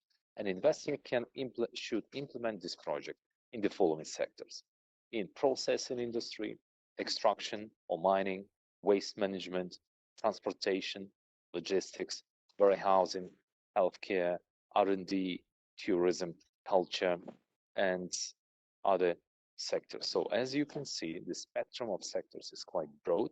So any investor can be able to access this program. I need to tell you good news. Yesterday, we have submitted our first formal application to the Ministry of Economy of Ukraine for $40 million. And at the end of this week, we will submit another formal application for another $56 million. The first project is in the sector of construction materials. The second project is in the sector of agro-processing. What is important? Both companies are Ukrainian, but they use international finance. So this is excellent example of ability of Ukrainian companies develop effective business and cooperate with international financial organizations and leading investment funds throughout the world. At the moment, we also have 25 preliminary applications in our pipeline.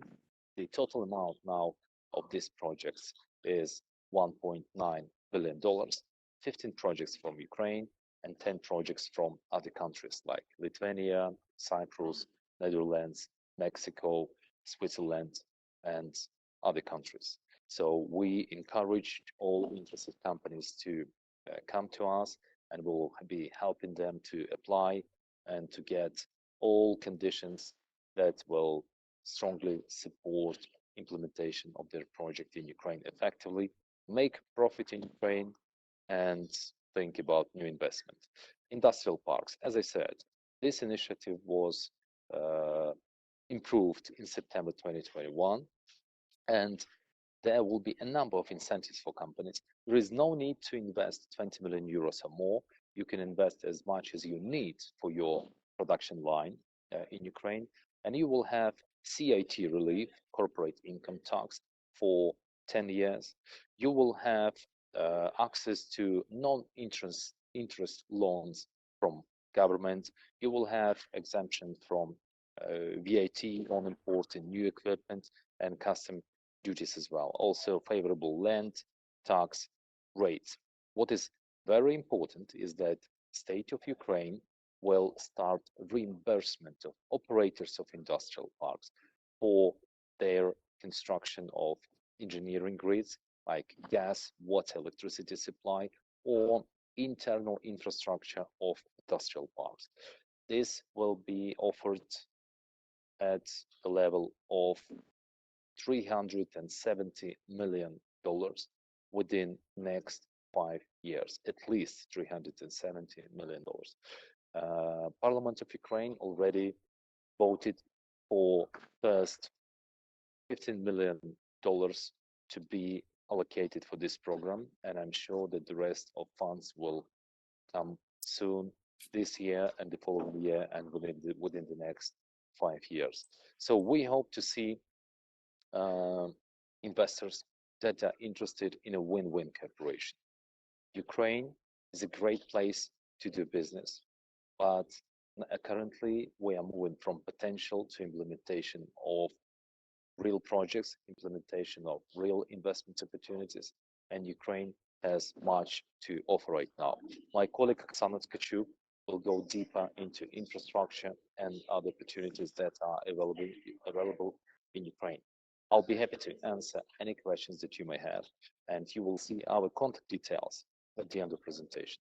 Please do get in touch with us with any questions that you may have. And please do not hesitate to contact us even with simple questions, because we're always happy to talk to investors. We're always happy to speak to our colleagues in other governments. We're happy to speak to experts or to anyone who is interested in Ukraine or investment in Ukraine.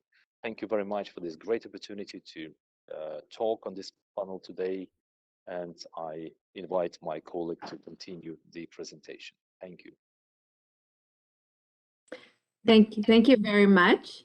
I'm just conscious of time, so I just wanted to alert the next speakers that we're in a tight position. Thank you so much. Please go ahead, Ms. Chakchuk. Thank you. Hello, I would like to welcome all the participants of the event on behalf of Ukraine Investment Attraction Team. We are happy to share the information about investment projects that correspond to and meet social development goals determined by the United Nations organization. My first slide, that is the next slide of the presentation, would be about investment opportunities in infrastructure. Considering the goal to become the next manufacturing and logistics hub, as Mr. Tsivkash has said, developed infrastructure is very important to deliver these targets and now is in the focus of attraction of investments into the country. One of the frameworks for foreign investors is concession. The other one is privatization, but the next speaker will talk more deeply about. The new law adopted in 2019 overhauled the public-private partnership legislation in Ukraine, and by now we have first success stories already. These are the board of Olvia, that is to attract $132 million for investments that will be delivered by the Qatari terminal groups. And Kherson Sea Trade Port. The port will be modernized by the concession agreement with the support of the Swiss consortium, Resoil, and Georgian Industrial Group. You can scan a QR code to receive a brief teaser of all of the projects that are included in the list of priority investment projects for the state until 223. I will not stop on everyone. So just please see additional information using a QR code. Next slide, please. Due to years of fund investment and degradation of the water supply system, Ukraine's irrigation infrastructure currently operates at just 1/4 of its potential capacity and significantly hampering agricultural production. According to the World Bank, irrigating 1 million hectares of land in southern Ukraine, the country's warmest and driest region, would require $2 billion of investment. Public funds are not enough to address the massive financing gap in this sector, and that makes private sector solutions essential.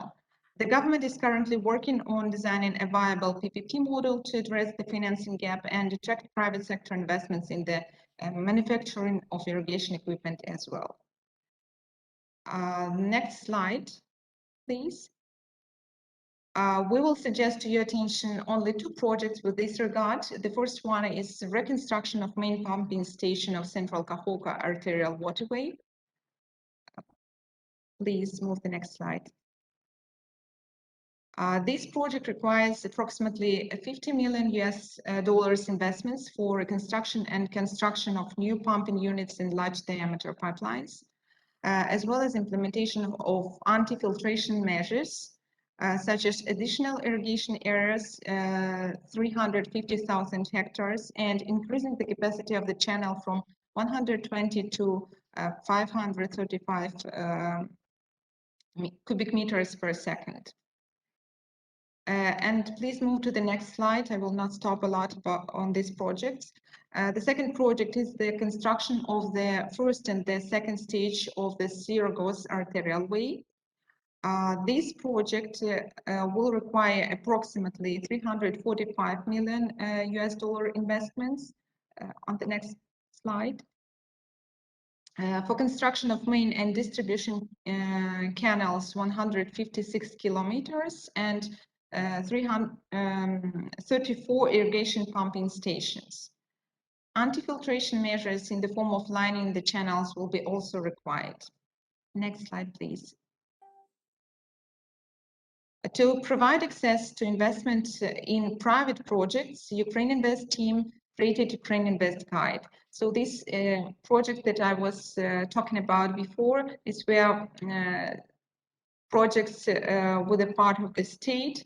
The next projects will be private projects, which we also promote to boost the development of the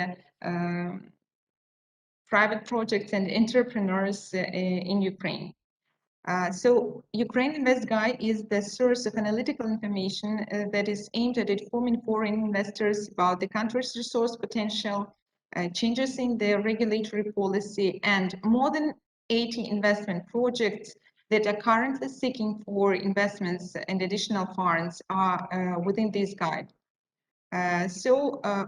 You can just easily get access to electronic version, just scanning a QR code from this slide. Next slide, please. And also, I just want to remark that this presentation is shared with all the participants, so there's a lot of detail here. So please have a very close look at it. I'll try to be shorter. So you just can move to this slide 17. The next one, please. Agricultural Industrial Cluster Project is the environmentally friendly project that apply modern decarbonization technologies and zero greenhouse gas emissions. So the projects feature closed-loop production scheme from growing raw materials and fuels to producing final products and generating energy from biomass and wastewater. This project meets a circular economy approach And main objectives are wheat and corn cultivation, and for the needs of a bioethanol plant, then modern greenhouse complex for growing vegetables, bioethanol complex and distillery, and biomass CHP to generate electricity and heat exclusively for the needs of a distillery. Project will require 28 million of investments. The financial figures you can see on the slide, and the owner of the project is ready to cover 30% of investments. The project contributes both directly and indirectly to achieving numerous social, economic, and environmental targets to the SDGs. I will not stop further. Slide 20, please. This is the project of bioethanol plant in Zhytomyr and Vinnytsia region. The project foresees construction of 2 plants for corn processing and production of bioethanol for its commercial realization in the foreign markets. The produced bioethanol will have 80% of carbon dioxide neutrality. And the financial details you can see are only for 1 plant. It is expected loan funding 70% and equity 30%. The Clear Energy Group, the owner of the project, has been actively working on the implementation of such kind of projects since 2015, and in a short period has 18 biogas and biomass projects implemented already in different regions of Ukraine. The project addresses both directly and indirectly the SDGs 7 and lower dependence on important petroleum products, SDG 8, 13, 12. We can move forward to the next slide, please. This is the biomass thermal power plant and sorting complex of municipal solid waste. This investment project provides for the construction and operation of the 6.6 megawatt per hour TPP for electricity generation at the green tariff and construction of the municipal solid waste sorting complex. We can move to the next slide, please. The main goal of the project. I'm just wondering if it's just more fit, if we just, I want to make sure that we have time for the investment video that you have. Do you think if we can just skip it, we can skip this video. Okay, I will leave that with you to decide what you would like to do. So we'll continue with this and then skip the video. Okay, very good then. Go ahead. The main goal of this project is the generation and selling green electricity to the consumers on a long-term basis. There is no sorting complex or waste incineration plant in the region, and local authorities are ready to facilitate the construction of the incinerators. The electricity which will be produced by TPP will be sold to the guaranteed buyer by connecting and generating said to the common electric networks. Recyclable materials sorted by sorting complex will be sold to interested enterprises that use the above materials as raw materials. So the financial details you can see here, the amount of investment is 31 million, and the business plan and feasibility study is available. The site for TPP construction also has been determined, and negotiations with fuel suppliers and local authorities have been held. Now, the project developer and contractor is Seter Ecoenergo L company. The founders and leaders of the company have 30 years of experience in the power industry.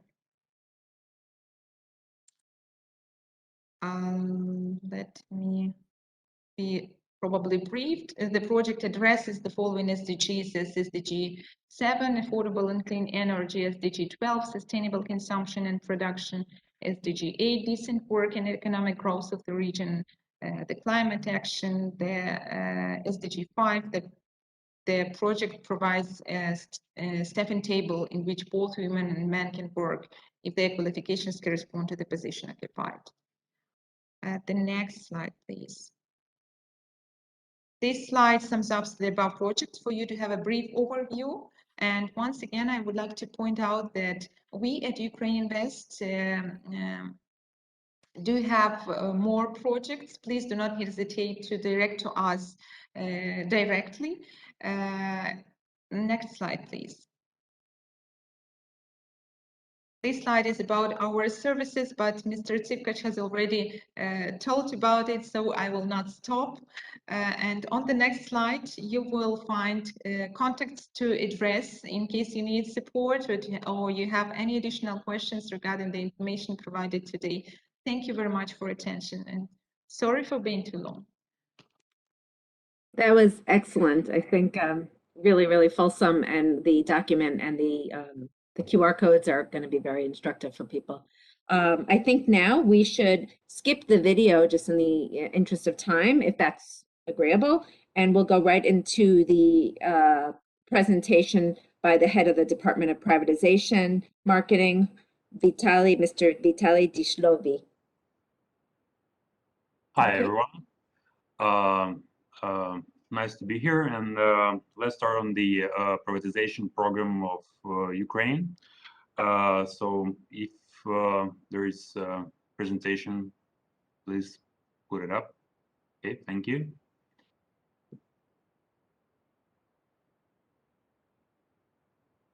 So the State Property Fund is the state agency responsible for privatization and state rent of state property. But we are not responsible for all the state property in Ukraine. So currently there is about 3,600 state-owned enterprises in Ukraine, and about 1 million different property assets, which are state owned since the Soviet Union. And currently we are working on privatizing all these enterprises and properties. During the last 2 years, we received a record number of enterprises from different state bodies, about 500 of those, and we are responsible for actually selling those enterprises in the nearest future. So normally we held about 2,000 electronic auctions each year. But before doing that, about 2 years ago, we are starting working on changing the standards of privatization, and our main goal was to make this process as transparent as possible, and to provide as much information for investors as possible, and to make the whole process of purchasing Ukrainian state property as easy as any other M&A deals in normal corporate world. So in order to do so, we introduced our new website, which is privatization.gov.ua. It has all information on every object. Also, it has all the data and about auctions held each day. So we have a few auctions on properties each day. Also, we introduced virtual data rooms, which are databases for every property we are selling, which includes all information, all basic documents about any property we're selling. So we are established the system where we provide all information for our potential investors. Also, we established investors relations office, and about 2 years ago we became as transparent and as simple as just conducting any M&A deals as in private sector. finally we have the presentation. And so if you can please skip up, I think, slide number 6. Okay, yeah, this one.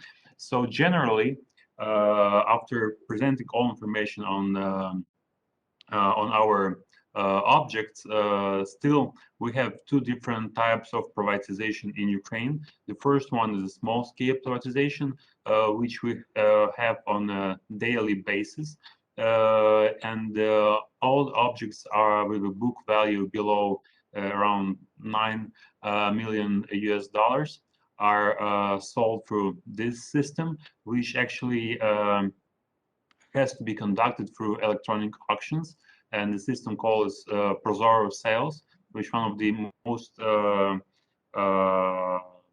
recognized and system of online auctions in the world. Actually, today we received one of the another prize for changing government sales.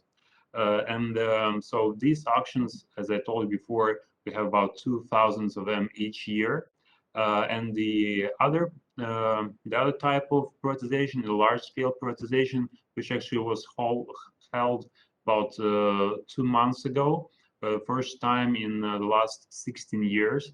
And this includes only state-owned enterprises with the book value over $9 million US. And I'd like to present just a few projects we have in each of these types of privatization.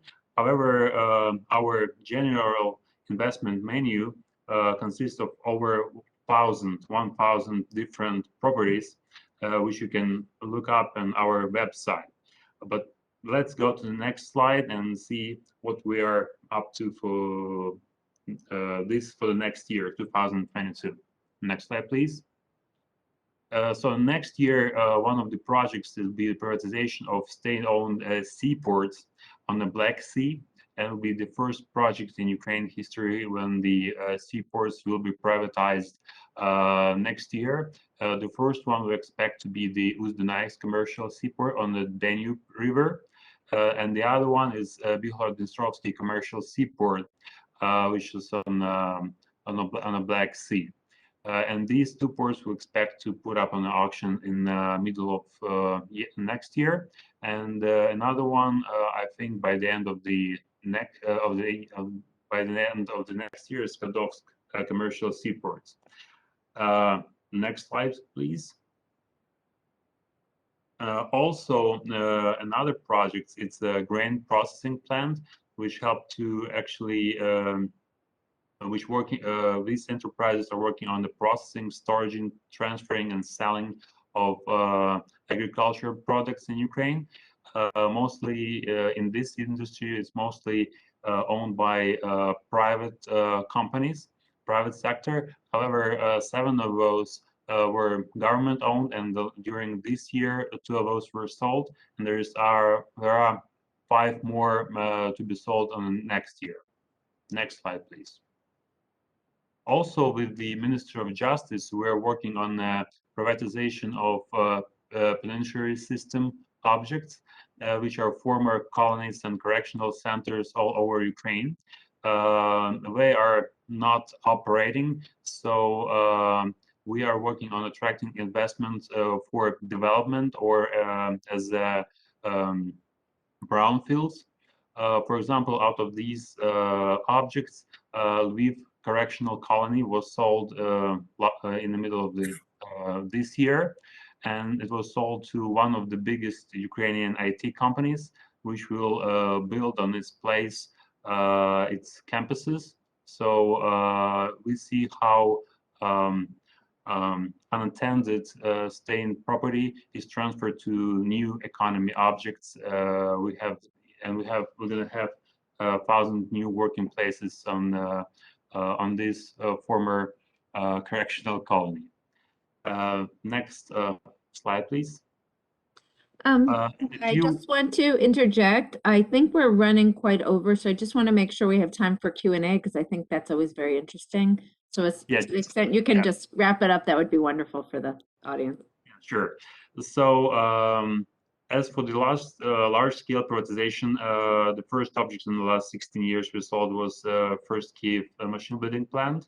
And it was a really important case for Ukraine to show we can halt a large-scale privatization.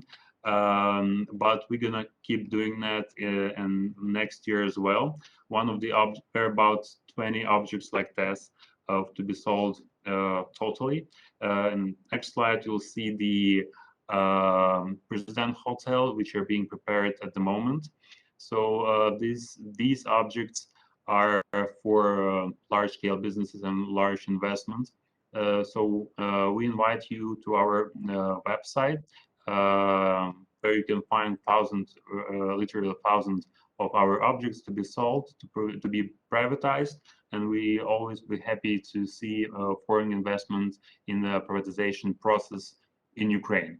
On the last slide, you'll see our IR contacts, so please contact us anytime or contact Ukraine Invest as well. Both of us will be happy to help you in privatization, take part in the privatization process in Ukraine. Thank you.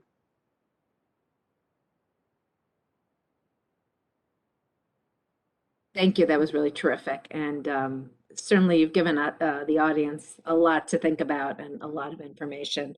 And I believe there'll be some follow-up. And I think you could have also spoken for another 30 minutes easily. There's so much going on. So before we're going to move over to the panel, but I just wanted to thank you very, very much to everybody that's spoken for your comments. And let's move it over to the panel now. Why don't we shake it up a little bit? How about we start with Mr. Titus Nampala, please. John, thank you. So 2 questions from my side, and it's really on the last presentation that was being made on privatization. So maybe if you can just walk us through, what has been your experience? And then the second part of the question is, what advice would you have for the countries that might be considering the same process? Well, our advice to make it as fast as possible, because Ukraine, this process has been going for a long time. And really important thing is to be as transparent and to be as open as possible, to provide investors with all information, which will help you attract as much investors as there is, and which will bring more money. The competition on the auction will bring more money to the budget, and it will also, like in Ukraine's case, fight corruption, which is really widespread in the state-owned enterprises, especially with a large number of those enterprises. Thank you. How about we move on to another panelist question, please? Holger, would you like to ask a question? Why don't I come in? Hopefully my technology will last this time. So thank you very much, first of all, for the presentation. I can confirm that Ukraine has a lot of investment opportunities. So the EBRD has invested more than 16 billion euros there. So there's a lot to be found. That's true. My question, one for the first presentation, one for the second presentation. The first one is, it's a pretty diverse portfolio of projects you presented to us. Some are more state, others are private. What is the origin of projects? How do they come to you, and how do you decide which ones to market? Is there a vetting process? Is there a strategic prioritization process? How do you decide that? And then the second one on the privatization is quite practical. Are you offering 100% ownership, or are there assets where the state wants to retain an ownership in the asset in the company? Thank you. Thank you very much for the question. As far as the privatization or concessions or other PPP projects is concerned, we receive these projects from the relevant state institutions, that is from the Ministry of Infrastructure, for example, for concession projects, and State Property Fund for privatization projects. And we at Ukraine West are just promoting these projects. And so this is for the state responsible institutions to decide the importance and which of them are going first. As for the private projects, we receive them from different private companies, but we make the first due diligence by our analytical department, and then we include them in our Ukraine Invest guide. But those projects, they are will be operated by the private companies, so we just matching the companies with investors, and this is for investor to decide if to invest or not, or if for further cooperation. We just facilitate the matching and facilitate the promotion of this kind of project.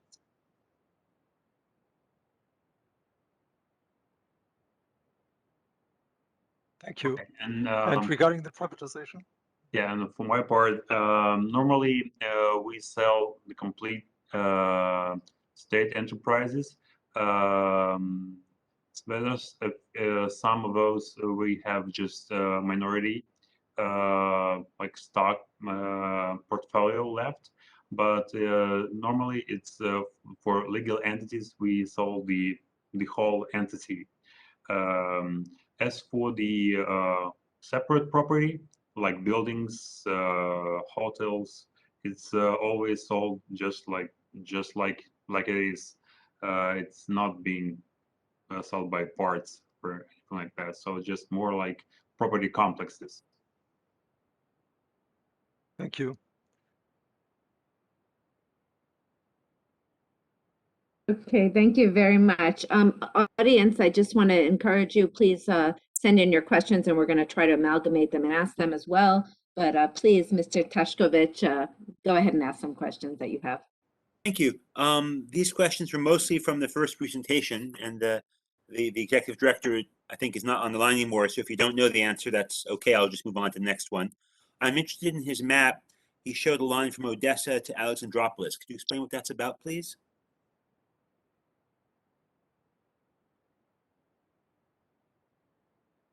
Yeah, it's just the scheme, the map of the transport corridors of Ukraine, and that is Ukraine is situated on the crossroads of the transport corridors, and the transport corridors were pictured on this map. Okay, I'm familiar with the 10, the trans-European networks. I did not realize there was one from Odessa to Alexandropolis. Thanks for explaining that. The second question is, he noted in his chart a huge jump up in manufacturing from 10 to 17%. Can you tell me what accounts for that? Did some new manufacturing capacity come online in 2021 and something new start that accounts for this enormous increase?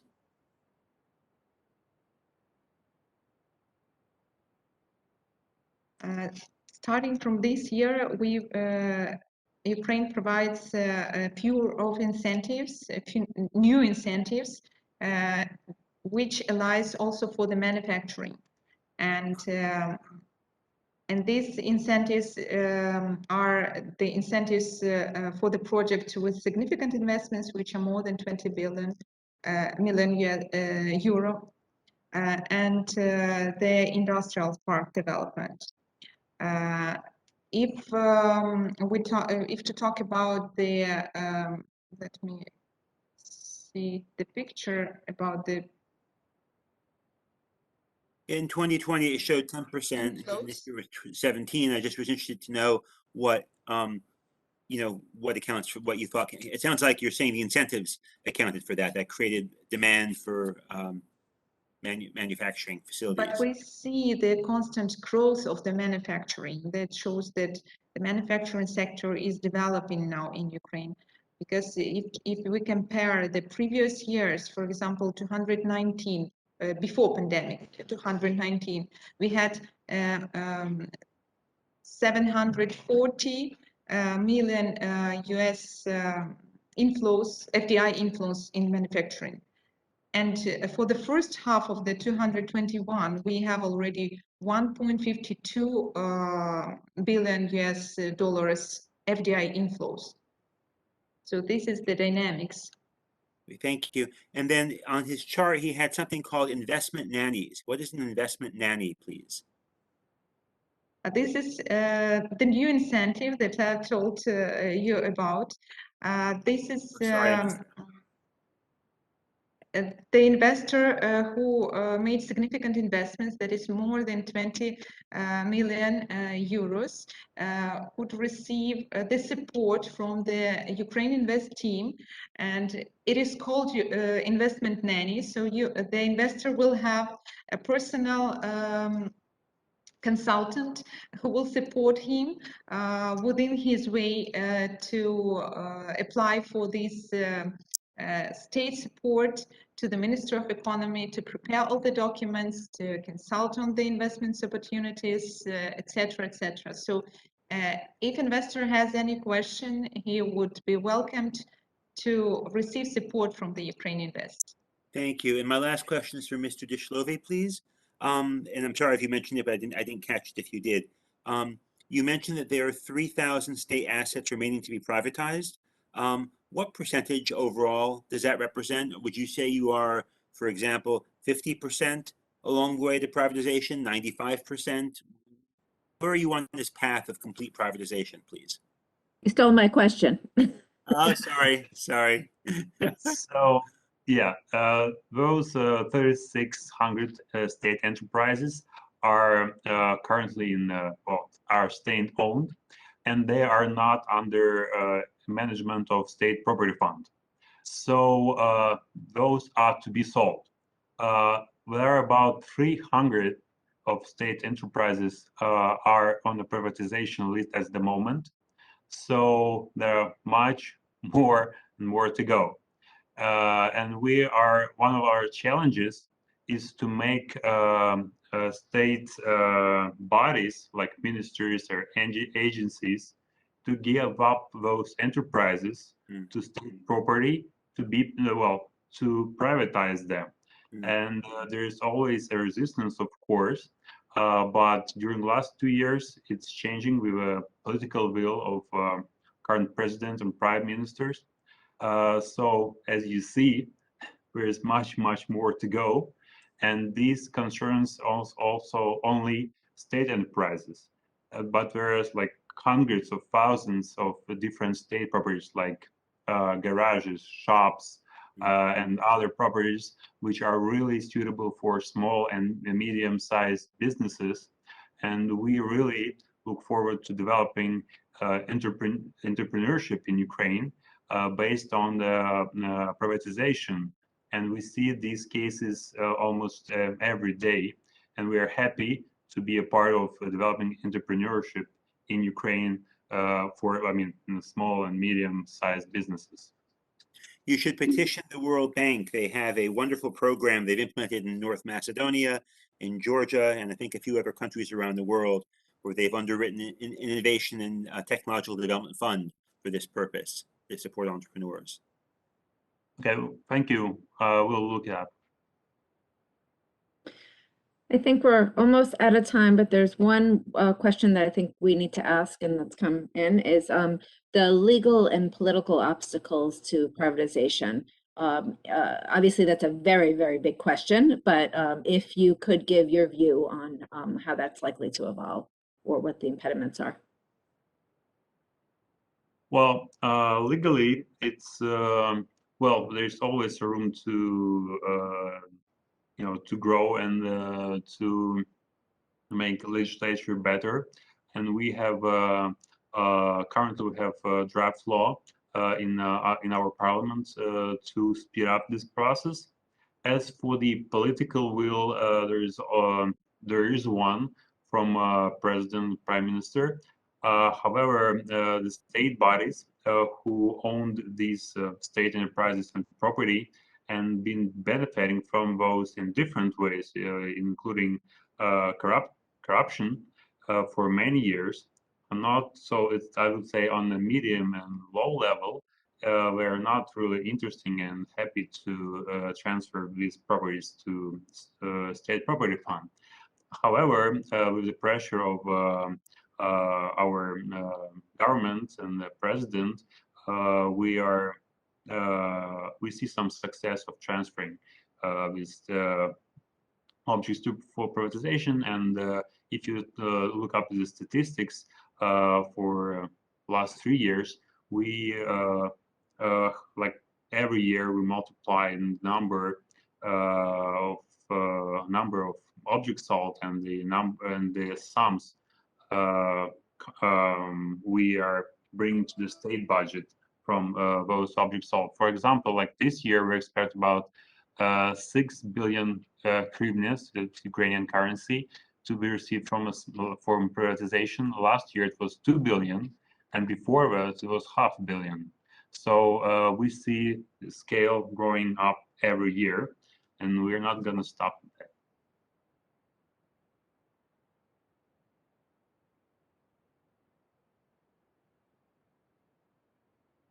Thank you very, very much.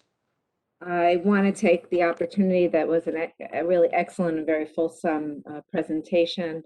I just want to, excuse me, take the opportunity to thank everybody who's spoken, of course, starting with Ambassador Kishlesia, Ms. Lubrani, Ms. Yulia Ni, Mr. Sivchak, Ms. Kachuk, and of course also Mr. Dishlovi, who fielded lots of questions.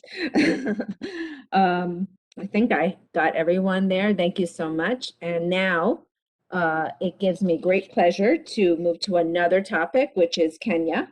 After that terrific panel, it is my honor to introduce the UN Resident Coordinator in Kenya, Dr. Stephen Jackson, and also Lynette Luvai, the Deputy Representative of UNIDO. And they are going to talk about the SDG Partnership Platform, please. And then after that, we will have a very brief interaction with panelists and the opportunity for some more Q&A. Thank you so much. Please go ahead. Thank you, Joan. Thank you, friends, and good evening from Nairobi. I hope you can hear me okay. Just very yeah, good. Very good. So I'm joined, as you say, by Lynette Luvai, and also I hope shortly by Keegan Courier from UNFPA. It's a delight to be with you tonight. So as you can tell, it's a rather UN-sided lineup that we're bringing you this evening. Very excited to tell you about our SDG Public-Private Partnership Platform here, which is the flagship for the United Nations in Kenya, and to highlight the progress we've made with that platform by doing a deep dive into two particular opportunities. One is the world first development impact bond on adolescent reproductive and sexual health, and the other is our industrialization window. So we'll try and do all of that as rapidly as we can and leave time for good questions and answers. So just to start with stuff I'm sure you already know, that Kenya represents one of the most dynamic private sectors on the African continent, certainly in sub-Saharan Africa, averaging almost 6% growth annually between 2015 and 2019, and proving surprisingly resilient in the face of COVID. We have projections from the IMF of about 6.6% growth for 2021. So all of that has propelled Kenya into the ranks of the lower middle income countries, and has left us in the United Nations with the strong impression that the private sector has to be the engine not only of overall growth, but for the delivery of the Sustainable Development Goals that you see behind me. Since 2017, with the government of Kenya, we've launched together the Public-Private Partnership Platform for the SDGs. And Barry, if I could ask you to pop the PowerPoint up on the screen. We're just going to give you some background on the platform itself and then go straight into that those two deep dives. So next slide, please. So as I said, the public-private partnership platform for the SDGs, it was launched in 2017 at the UN General Assembly by the government of Kenya and the United Nations Secretary General together. We, broadly speaking, center our activities on 4 areas. Obviously, the main objective is over on the right-hand side, partnering at scale for impact. So giving birth to innovative public-private partnerships. To do that, we work on joint advocacy and policy. So with our encouragement and support, Kenya's put in place a new legal framework for public-private partnerships and has established a public-private partnership incubator within the Treasury. We work on maximizing investments through creating innovative financing instruments, and the DIB, the Development Impact Bond, is the one that we're going to highlight tonight. And of course, working around knowledge management. Next slide, please. So the President's priorities for Kenya are organized around what he and his government call the Big 4 agenda. That's delivering on primary health care for everyone, food and nutritional security, manufacturing and skills development, and affordable housing. Primary health care forms the bedrock of the social protection push in Kenya. Food and nutrition security has a strange bidirectionality to it. On the one hand, you have a country that is already a major agricultural exporter to the globe. My home country, Ireland, benefits from Kenyan vegetables being flown in every day. But we also actually have a major food and nutrition problem in much of the country. So putting agricultural growth, agribusiness at the center of the journey towards the SDGs. Manufacturing and skills development, Kenya is moving rapidly up the manufacturing ladder, but still from a relatively low level. And this is the window that we're going to be highlighting for you today with my sister from UNIDO.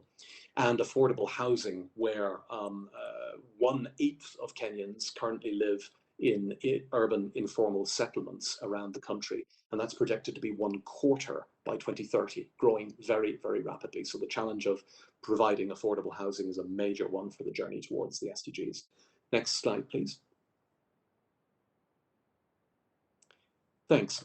So these are the main work streams. The first that the platform engages in is market identification and development. So to give you one very concrete example of that, partnering with USAID and McKinsey just a couple of years ago, looking at the private sector opportunity in the provision of primary health care in Kenya. So that's right at the grassroots, opening clinics and operating them for profit, for purpose. And that report analyzed a $6 billion opportunity to invest just in the provision of primary health care in Kenya. So that's the kind of market identification that we do. Convening and catalyzing SDG partnerships, so bringing public and private together. This is yours truly signing a partnership with Equity Bank earlier this year, one of the biggest private sector actors, not just in Kenya, but across East and Central Africa. And then working in the area of stimulating new forms of financing for the SDGs, and particularly innovative financing. And we, as I said, we'll be talking about the Development Impact Bond as one instance of that. Next slide, please. To support all of that, we are working very hard to proliferate an ecosystem that brings together public and private actors in different formats. I won't bore you by going into the details of all of this slide, but suffice it to say that there is a proliferating ecosystem that brings public and private actors together in creative ways to push towards the SDGs. Next slide. And this is just to give you an idea of some of our partners. You'll recognize many of those logos, I am very sure. So we're bringing together governments, including donor partner governments, the United Nations entities, universities, private foundations like Ford and Hilton, the Global Compact, of course, and then major private sector actors who've signed on to this platform. You see some of them below, both international and Kenyan domestic. So there, in a nutshell, is the public-private partnership platform in Kenya. We're very proud of it. But rather than going on at a level of generality, what I'd like to do is to hand over to my colleagues in succession to do this deep dive into, first of all, the Development Impact Bond for Adolescent Sexual and Reproductive Health, and then we'll come to the manufacturing and industrialization window. So with that, Keegan, if I can hand over to you to take it from there with the next slide, please.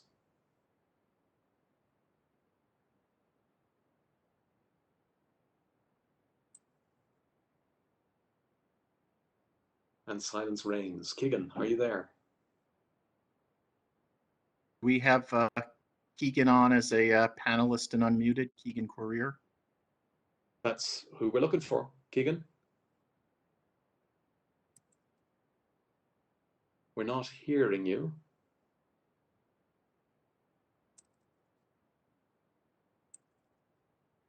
So I'm not able to see from my end, but you say that you see him as a panelist? Keegan We were appears to trying have to bring dropped him in off. some time ago. Keegan was here before, but appears to have dropped off. Okay, then perhaps what we should do, Lynette, sorry to drop the bomb on you, but maybe we'll reverse the order. Let's go a few slides ahead to the case study on the manufacturing window. And Lynette, while you're speaking, then let's hope we can get Keegan online. Thank you. Yeah, thank you very much, Dr. Jackson, for the introduction. Good evening, good morning, good afternoon, colleagues, distinguished guests. My name is Lynette Luvai, and I work as a Deputy Representative of UNIDO in Kenya. It really is a great pleasure to be here to briefly discuss the SDGP platform and the manufacturing window, of which UNIDO leads, and UNIDO is also a core member of one of the other windows, that being the food security and nutrition window. Next slide, please. Yeah, so very briefly, we are very glad to be part of the SDGPP manufacturing window. We see this as a real opportunity to help us work with government in terms of supporting the achievement of inclusive, sustainable industrial development in Kenya. Specifically, we see a lot of benefit collaborating within the SDGP window, and this in regards to support towards mobilizing public and private investments to support industry in Kenya. Through the window, we are able to promote joint advocacy and policy actions. We are also able to work jointly towards research and knowledge sharing, and facilitating multi-stakeholder partnerships and coordination, and also capacity building for key stakeholders. The SDGPP therefore provides us with a platform to actualize the program for country partnership for Kenya. And the next slide, please. I'll talk very briefly about the program for country partnership. This is a 5-year programmatic framework that the Kenya government launched in January of 2021. The PCP is founded on multi-stakeholder partnerships and is tailored towards country needs, with the government playing a leading role towards bringing multi-stakeholders and working towards achieving industrial development.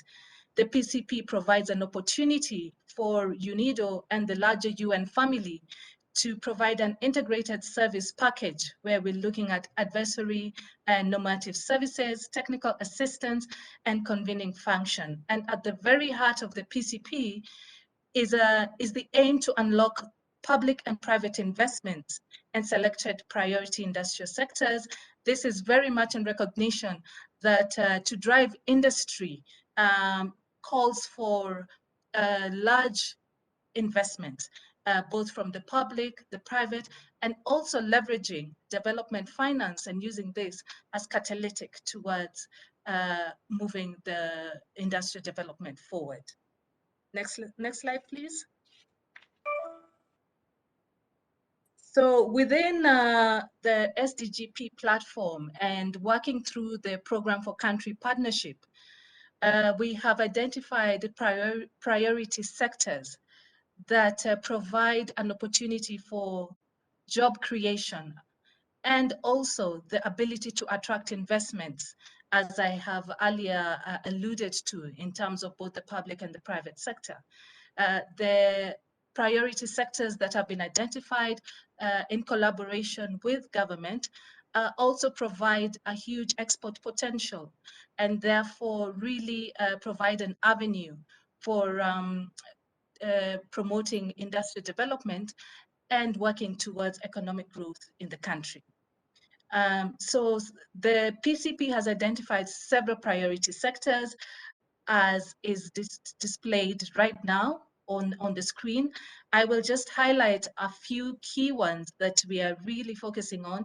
At the macro level, we are looking at supporting research and policy, looking at the regulatory framework that is really supportive for industry, and where we find there are certain challenges or bottlenecks, working with stakeholders to come up with ways in which we can reform certain policy and regulations towards providing more support for industrial growth.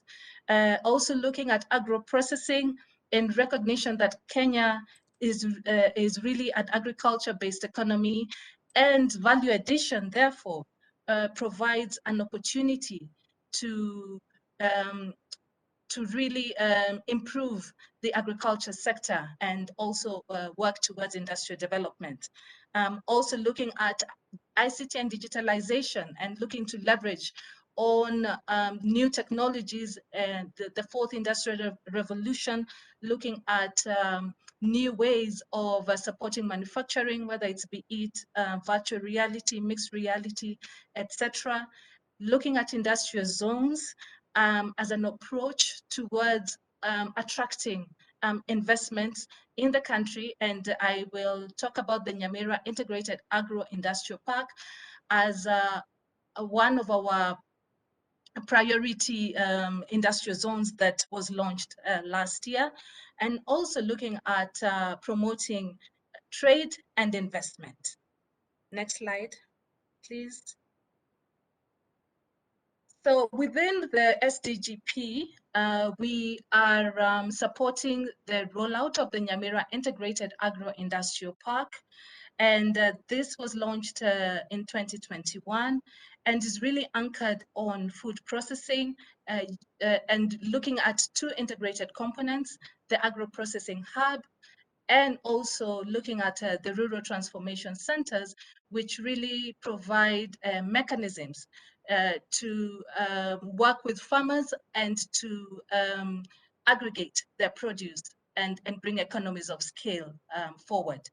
And so this really is an approach that provides backward and forward linkages with benefits to the farmers, and also looking at the market and seeing what is needed by the market and how that can be addressed through this modality. And so within the Nyamira Integrated Agro Park, we have completed the pre-feasibility study, which was completed in June last year. We are currently undertaking the feasibility, the master plan and the business plan studies, and we anticipate that this will be finalized in the first quarter of 2022. And also a key element moving forward will be investor mobilization and outreach, looking at certain modalities like organizing investment fairs and other approaches, really looking at how we can pull in investors towards supporting this agro park. And just to mention that we have also received interest from other county governments, and therefore we will be looking at also undertaking preparatory work towards formulating at least 3 other industrial parks within the country in the coming years. Do you mind if we wrap this up and we move on to Keegan's comments because I'm just concerned about the time. Is that okay? If you can just That's wrap it up. I know you have a lot more, but our audience will certainly make sure they are put in touch with you with follow-up questions. Sure. Just to highlight the last intervention, which is a joint UN initiative led by UNAIDS and UNIDO, where we are providing technical assistance to inform the UN support towards supporting local production of essential medicines and HIV products. So I'll stop there in the interest of time, and thank you very much for your attention. Thank you, Lynette. So let's jump back then and give the floor to Keegan, who I think is with us now, and he can take us quickly through the Adolescent Sexual Reproductive Health Development Impact Bond, the DAB. Thank you. All right, thank you, Dr. Jackson, and apologies, my connection is very poor, so allow me not to use the video. I'll go straight to this very innovative initiative, being designed in partnership with the SDG Partnership Platform within the UN in Kenya.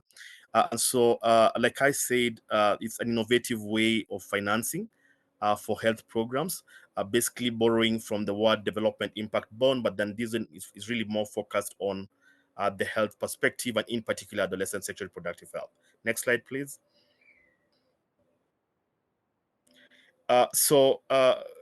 Ladies and gentlemen, allow me to just mention that this program is purposely looking at the second decade of life, and this is adolescents between the ages of 10 to 19.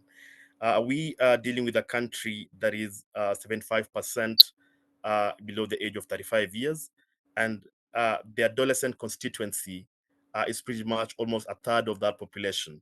And therefore, critical investments in the health and well-being of this constituency then becomes very pivotal because of the vulnerability that comes with this constituency, the stage itself, and therefore it lays the foundation for a healthy course throughout the life cycle. But importantly, it is the period where then we are able to secure the generation that comes, after us. So importantly, then is that one of the dynamics that we face as a country is that this population is faced with so many dynamics. We are dealing with about 350,000 adolescent pregnancies every year. New HIV infections almost at 50%. And you find that then this really puts the country in a tricky path to securing its future, but also realizing its development programs. And so one of the main hurdles really behind this is that most of the adolescents get to this stage without the necessary information, but at the same time, the healthcare system is not adequately responsive. You find that most of the services are quite judgmental, and a significant proportion then of the adolescents who would rather seek the services from within the public sector tend to adopt either not to seek the services or choose the pathway of the private sector, which also has its own costs and limitations.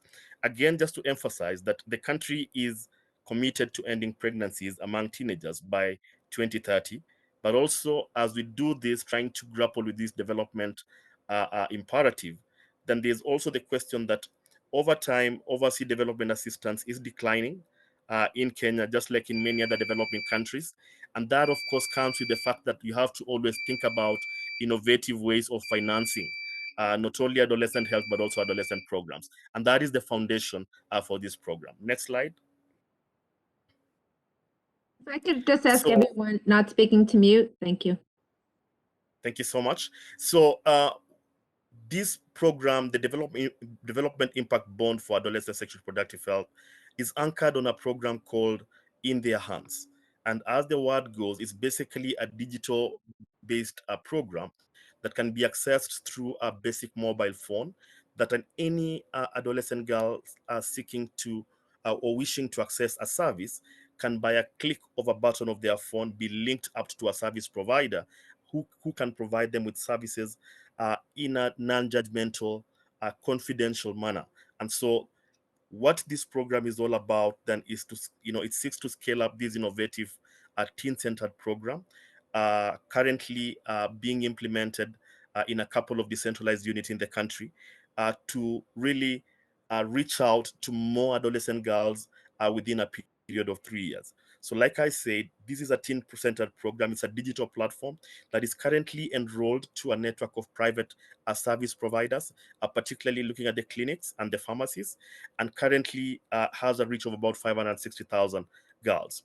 So the vision, and this is what now I want to just say that this is what we are designing now with the SDG partnership platform, is we want to really then take the lessons that we've been able to draw from this program, having been implemented for the last 3 years, and it's a proof of concept.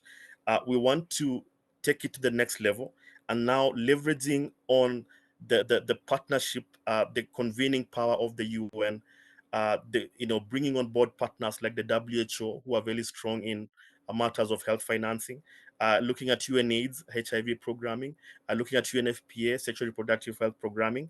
And so we want to leverage the power of the UN to work with government to scale up this initiative within the public sector as we try to reach out towards sustainability in a period of about 5 years. So if you look at the bottom of this presentation, you'll find that at the very start, you have what we call a proof of concept, which was implemented by a partner called Triggerize with support from the Children Investment Fund Foundation.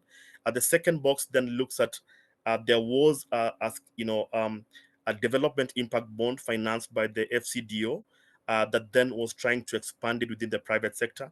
And what we are currently working on is what we call the joint UN program, and that seeks now to really scale this program, deepen it within the public sector as we work towards sustainability. Next slide. I'm thinking we should, in the interest of time, if you could just wrap it up, because we do have some audience questions. So if you could just quickly wrap it up, that would be great. Fantastic, fantastic. So like I said, we want to take this up, but in terms of looking at sustainability within the public sector, and we are adopting what we call the development impact bond. If you go to the next slide as I wind up. So this is the model and how it works. So the current design is that we are trying to unlock $7 million from the SDG Joint Fund. And we have already talked to a couple of private social investors. We have the Children Investment Fund Foundation. We have also engaged Optimus, UBS Optimus. And the way it will work is that when we unlock the $7 million from the SDG Outcome Fund, we are going to work in partnership with Triggerize, who is going to be the service provider, as you can see in what we call number 2. And the agreement is that then we are going to agree on deliverables, which then once those deliverables are met, and that is looking at around reaching 300,000 adolescent girls within a period of 3 years, then the investor who had given the money is going to be reimbursed back with a return on investment. So that is how the program is working. It's actually trying to look at how we can be able to unlock resources from both public and private sector players in the interest of development. Over to you, and thank you. Thank you so much, Keegan. And just really to thank you then for the opportunity. I think I should hand straight back to you, Joan, and to the panelists, and we're ready for your questions. This was wonderful, and I think I'm going to have to apologize in advance. There are many questions that came through. Unfortunately, they won't be able to be answered because we only have 3 minutes left. And I promise you that our organizers will get back to you. We'll make sure they intermediate all the questions that haven't been answered. So let me just ask one question. Excuse me. Now I'm having technical difficulties. I'll just go to the first question that came in because that seems fairest. How would the private sector investors participate in Kenya's in the development impact bond platform specifically? So let me push that one straight to Keegan. How do the private sector investors engage within the DIB? Thank you very much for that question. Just to say that our program is broad enough. We are targeting an 18 million investment over a period of 3 years. And basically, we've been trying to reach out to a couple of private sector players. So far, we have, I talked about UBS Optimus. We've talked up to Equity Bank in Kenya. We've talked to a couple of, I think there are a couple of other, like 3 other private sector players. And basically, what we are trying to sell is that there is a way we can be able to partner to improve development outcomes, to improve health outcomes, but also at the same time discuss some kind of a small, a return on investment for this kind of an initiative. So we're trying to put in a narrative that yes, as far as the motive is profit, we can be able to work within those confines of profit, but at the same time realize development impacts or objectives. So that's the kind of thinking that we are having, and we are talking to a couple of players at the moment. Thank you. That's very helpful. Thank you. I see there are a whole bunch of questions that are about local government related questions. But again, I think we're going to have to get back to all the people who asked the questions offline. So thank you. So at this point, I think it's prudent to wrap up, given that we're actually pushing against the time limit. This was an excellent presentation. I'm so glad that you spent the time with us. All presenters, actually, I would like to just say. I'd also just specifically like to thank our panelists, Mr. Munt, Mr. Nampala, Mr. Tashkovich, for all the time that they've spent with all of our participants and with you, and all of our distinguished speakers from Kenya, from Ukraine, and from Namibia for very insightful discussions on all of these key projects that are critical for sustainable development. On behalf of KBRA, my firm, I'd like to say how exciting the current period is in terms of international development finance and how much we are looking forward to be involved in this and learning about all these structural changes in the economies being rolled out that improve their debt sustainability and allow them to focus more on SDG. And to our esteemed guests, thank you for being with us this morning and for spending this morning, afternoon, depending where you're sitting, for spending all this time. And we look forward to joining us again in April 2022. And lastly, have a wonderful holiday season and a well-deserved rest. Thank you. Thank you, everyone. Thank you. Good night. Thank you. Thank you, everybody.